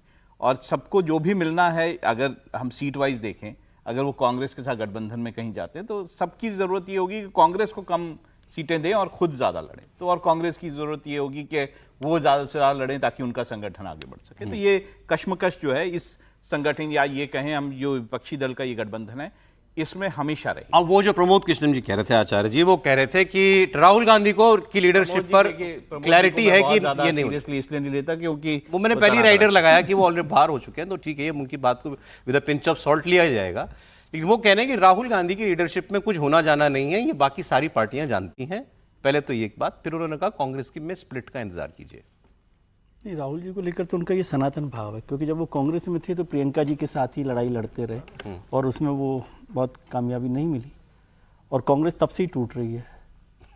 तो अब वो जब टूटेगी महत्वपूर्ण बात वो है कि राहुल कांग्रेस है, इंडिया गठबंधन की सबसे बड़ी पार्टी है और कांग्रेस के सबसे बड़े नेता राहुल गांधी है। ये सच है आज की तारीख में। बाकी किसी को पसंद हो नहीं पसंद हो, उसका फायदा होगा नुकसान होगा, ये भी अलग इशू है। लेकिन कल जो एक बात बड़ी हुई वो इम्पॉर्टेंट थी, जो इसकी चर्चा शायद नहीं हुई है, वो ये कि पिछली बार भी इंडिया गठबंधन ने ये एक्सरसाइज की थी कि हर बीजेपी कैंडिडेट के खिलाफ एक कैंडिडेट उतारा जाए और 300 सवा 300 सीटों पर ऐसा दिया भी हुआ गया। अब इस बार उसको ज़्यादा सीरियसली, ज़्यादा ऑनेस्टली, ज़्यादा डेडिकेशन के साथ उन्होंने कहा कि 450 सीटों पर कम से कम ये कोशिश की जाए। मैं समझता हूँ यदि ये कोशिश वो कर ले, बाकी सब चलता रहता है, क्योंकि ये विचारधारा वाला मामला तो सब पार्टियां अलग अलग है तो विचार अलग अलग होंगे, इसमें कोई इतना बड़ा नहीं है। और पिछले गठबंधन जितने हुए हैं उनमें देख लेंगे तो सबकी मुख्य बात तो वही है कि बीजेपी के सामने उम्मीदवार एक ही हो। तो क्या वो उस पर ऑनेस्टली कर सकते हैं या केवल मीटिंग के तौर पर ये बात कर रहे हैं, वो एक बड़ी बात है। और 8 अगस्त को वो बैठक कर रहे हैं अगली बार हैदराबाद में। बेहतर होता कि उससे पहले कोई एक सड़क पे भी दिखते, सड़क पर भी दिखे, मतलब मीटिंग तो करते रहते। ममता बनर्जी जा रही है अभी 4 बजे सोनिया गांधी से मिलने। कल बैठे हुए विजय लक्ष्मी ने ही ट्वीट किया है, इंडिया टीवी की जो मैंने देखा नहीं है, विजय लक्ष्मी का ही ट्वीट है कि अभी शाम को सोनिया से मिलने जा रही है और कल बैठक होगी और आज मिलने जा रही है। तो मुझे लगता है ममता बनर्जी अपने लिए कोई स्पेस देख रही होगी कि कैसे दिल्ली की राजनीति की जाए, बंगाल के अंदर कांग्रेस क्या मर्जी तो नहीं कर देंगे कांग्रेस में। अब क्या बातचीत हो रही है, जिस तरीके से सांसद टूटे हैं, तो क्या अब कांग्रेस के साथ जिस तरीके से ममता बनर्जी एक अपनापन दिखा रही है, अपना तो दिखा रही है, सोनिया गांधी से कल बैठक हुई, आज फिर मिलने जा रही है, तो भविष्य को लेकर क्या वो चाहती है कि भाई मुझे दिल्ली बुलाया जाए, मैं दिल्ली में राजनीति करूंगी, मोदी के खिलाफ मैं यहाँ पर सारी पार्टियों को एकत्रित करूंगी। वो मुझे लगता है अपने लिए एक भूमिका देखना चाहती हो। क्या वो विधायक नहीं है, सांसद भी नहीं है, तो वो चाहती हो कि मुझे इंडिया ब्लॉक के अंदर कोई बड़ी जिम्मेदारी दी जाए जिससे मैं मोदी के खिलाफ एक मोमेंटम खड़ा कर सकूं। ये वैसे सोच के देखिए कि ममता बनर्जी अगर मर्ज करती हैं अपनी पार्टी को कांग्रेस में, एक तो उनके हालात वैसे हो गए हैं पार्टी के पास, शरद पवार के से बुरे हालात थे, उसके बाद शरद पवार ने मर्ज नहीं की। शरद पवार ने, जबकि महाराष्ट्र में तो कांग्रेस इतनी मजबूत है, बंगाल में तो कांग्रेस की कोई स्थिति नहीं है, महाराष्ट्र में इतनी मजबूत होने के बाद शरद पवार ने अभी तक मर्ज करने को तैयार नहीं है। उस स्थिति के अंदर ममता बनर्जी करेगी, ममता बनर्जी तो अभी इंतजार करेगी 2029 के लोकसभा का। अगर लोकसभा में वो फिर वो वापस करती है तो उनको जरूरत नहीं होगी। चुनाव होने वाले नवंबर में वहां पर, तो उसमें भी वो अपनी कैसे 4 बजे सोनिया गांधी से मिलने जाएंगी ममता बनर्जी। और खबरें ये हैं कि कांग्रेस ने उनसे कहा, ऐसा क्लेम किया जा रहा है कि कांग्रेस ने कहा है कि अब आप घर आ जाइए, वापस आ जाइए, मर्ज कर लीजिए अपने आप को। ऐसा सुझाव वो संजय राउत ने भी दिया, जो शिवसेना के नेता हैं, कि एनसीपी और टीएमसी दोनों को कांग्रेस में मर्ज कर लेना चाहिए। देखिए, सुझाव देना अलग चीज़ है, आज के हालात अलग चीज़ है, लेकिन उसके पीछे कहीं ना कहीं इतिहास में ये देखना पड़ेगा कि ये सब कांग्रेस से अलग क्यों हुए थे। शरद पवार तो 2 बार कांग्रेस से अलग हुए, ममता बनर्जी भी कांग्रेस से निकाली गई, उसके बाद अलग पार्टी बनाई। तो कांग्रेस से अलग होने का सिलसिला क्यों चला? जब तक उन कारणों का निवारण नहीं होगा और कांग्रेस क्षेत्रीय नेताओं की आकांक्षाओं और राष्ट्रपिता को सम्मान जब तक नहीं दे पाएगी, तब तक ये सारा प्रक्रिया उल्टा कर पाना संभव। राहुल जी, ऐसे हो जाती हैं पार्टियां कि वापस मर्ज हो जाती हैं? देखिए, ममता बनर्जी को अपनी पार्टी का असेसमेंट करना पड़ेगा। अगर उनको ये लग रहा है कि उनकी पार्टी नहीं बचेगी तो बाकी क्या उनके पास रह जाएगा। और ऐसे में ये तो बात देखी मैंने, ये मीटिंग से पहले ममता बनर्जी और सोनिया गांधी गले मिल रहे थे, ये भी तस्वीरें हमने देखी। नहीं, उनको बहुत रिगार्ड दिया सोनिया जी ने, ममता जी को बहुत रिगार्ड दिया। ये ममता बनर्जी पर डिपेंड करेगा, जिस पार्टी से अलग होकर, जिसको वो मानती थी कि उस पार्टी में रहकर उनका अस्तित्व नहीं रहेगा, उससे अलग हो गई तो उन्होंने अपना सारा पार्टी शुरू की थी और उसके बाद उन्होंने जो है उमा भारती ने पार्टी बनाई, उमा भारती लौट आती है, येदियुरप्पा पार्टी बनाते हैं, येदियुरप्पा लौट आते हैं। तो ये तो है कि ममता बनर्जी लौट सकती है। ये Congress probable, improbable, quite possible, not possible, क्या है श्रेणी, किस श्रेणी में? ऐसा नहीं है कि नहीं लौट सकती। मुझे अभी तो कोई संभावना उसकी नहीं लगती है। और सब राजनीतिक दल समझते हैं कि उनकी अलग कोई आइडेंटिटी रहती है तो वो फिर भी अपनी व्यवस्थाएं कर सकते हैं मर्ज करके, तो उनका कोई वजूद ही नहीं रह जाता ना, फिर वो क्या करेंगे। आज ममता जी के साथ बैठे गले मिलने की फोटो आपने देखी है, कांग्रेस में रहेंगी तो क्या सोनिया गांधी और ममता की ऐसे गले मिलने की फोटो आप देख सकते हैं दोबारा? फिर तो बॉस हो जाएंगी वो। हाँ, तो इसीलिए ना, तो वो सब लोग, और इतनी छोटी छोटी पार्टी आप देख रहे हैं, वो चिराग पासवान 2 एमपीज के साथ भी अलग पार्टी बनाकर बैठे रहे थे, ओम प्रकाश राजभर हैं, संजय निषाद हैं, सारे ही लोग हैं। तो एक शेर की एक लाइन मुझे याद आ रही थी, पहले मुझे याद था लेकिन मैंने कहा कि इसको पढ़ ले, कि उसमें कहा गया है कि दरिया जो है,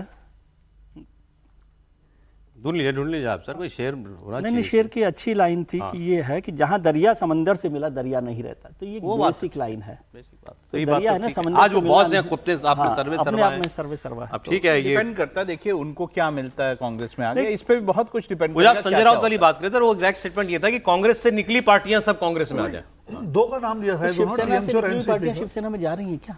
पहले ये तो तय हो शिवसेना है किसकी, अगर ये तो सेटल हो गया है क्या? आपने ठीक कहा कि भाई ये सुझाव देना जो है ठीक है, अपनी जगह है, पर व्यवहारिक कारण आपको समझने पड़ेंगे, तभी कोई रास्ता उसके बाद बनता है। सलाह देना तो दुनिया का सबसे आसान काम है। सलाह देना बहुत है, रायचंद तो अपने वैसे बहुत मिल जाता है। फिलहाल ममता मर्ज नहीं करेगी सर, मुझे लगता है 2029 लोकसभा का इंतजार करेगी, 2 साल ठीक है साहब, समय चूंकि हो गया, लेकिन एक मैं आपको एक इंटरेस्टिंग तस्वीर दिखा देता हूँ। मैंने देखा, मुझे भी रोचक लगी, और फिर मैंने कमेंट्स देखे तो लोग उस पर रिएक्ट भी कर रहे थे। आप में से किसने अखिलेश यादव को बिना टोपी के देखा है? बात बाकी हंसी मजाक की है, लेकिन आप में से किसने अखिलेश यादव को बिना टोपी के देखा है? आपको याद है? आप लोगों को याद है? नहीं, याद नहीं पड़ता। याद आता है आपको? दिखाओ, मैं आज आपको दिखा देता हूं। एयरपोर्ट पर अखिलेश यादव जी बिना टोपी के थे और कैजुअल कपड़ों में थे, क्योंकि हमने अखिलेश जी को हमेशा कुर्ते पजामे में और हमेशा लाल टोपी, अपनी पार्टी के रंग वाली टोपी, उसमें देखा है। अब ये आते की तस्वीर है दिल्ली या जाते की, मैं नहीं कहना चाहता, मुझे मालूम भी नहीं है, लेकिन ये तस्वीर आई है। अखिलेश जी और उनके साथ कुछ सीआईएसएफ वाले जो हैं वो फोटो भी खिंचा रहे थे, तो ये आप देख लीजिए, जीन्स और टी शर्ट में वो हैं और टोपी नहीं है, बाल पीछे की तरफ करके यूं बनाए हैं। इनका नया मतलब इस लुक में नहीं देखा गया है अखिलेश को, तो हमने कहा चलिए अच्छी पिक्चर है। इससे लगता है कि नेताओं की अपनी कोई, इनकी भी कोई प्राइवेट लाइफ भी है। हमेशा ही कहता कि थोड़ा सा ऐसा रहना चाहिए ना, नॉर्मल तरीके से भी रहा जाए ना, इतना ओढ़ कर रहना हमेशा ही क्या है। ठीक है, चल रहा है। चलिए सर, तो ठीक है सर, ये तो अब आपको ये नजर में, जब आप इमेजिन करेंगे तो ये तस्वीर भी आएगी, वो केवल वो कुर्ते पजामे वाली नहीं। बहुत शुक्रिया सर, आज समय इतना ही था। राहुल जी, विजय जी, राजकुमार जी, समीर जी, बहुत धन्यवाद। कल फिर मुलाकात होगी आपसे 1 बजे कहानी कुर्सी की में।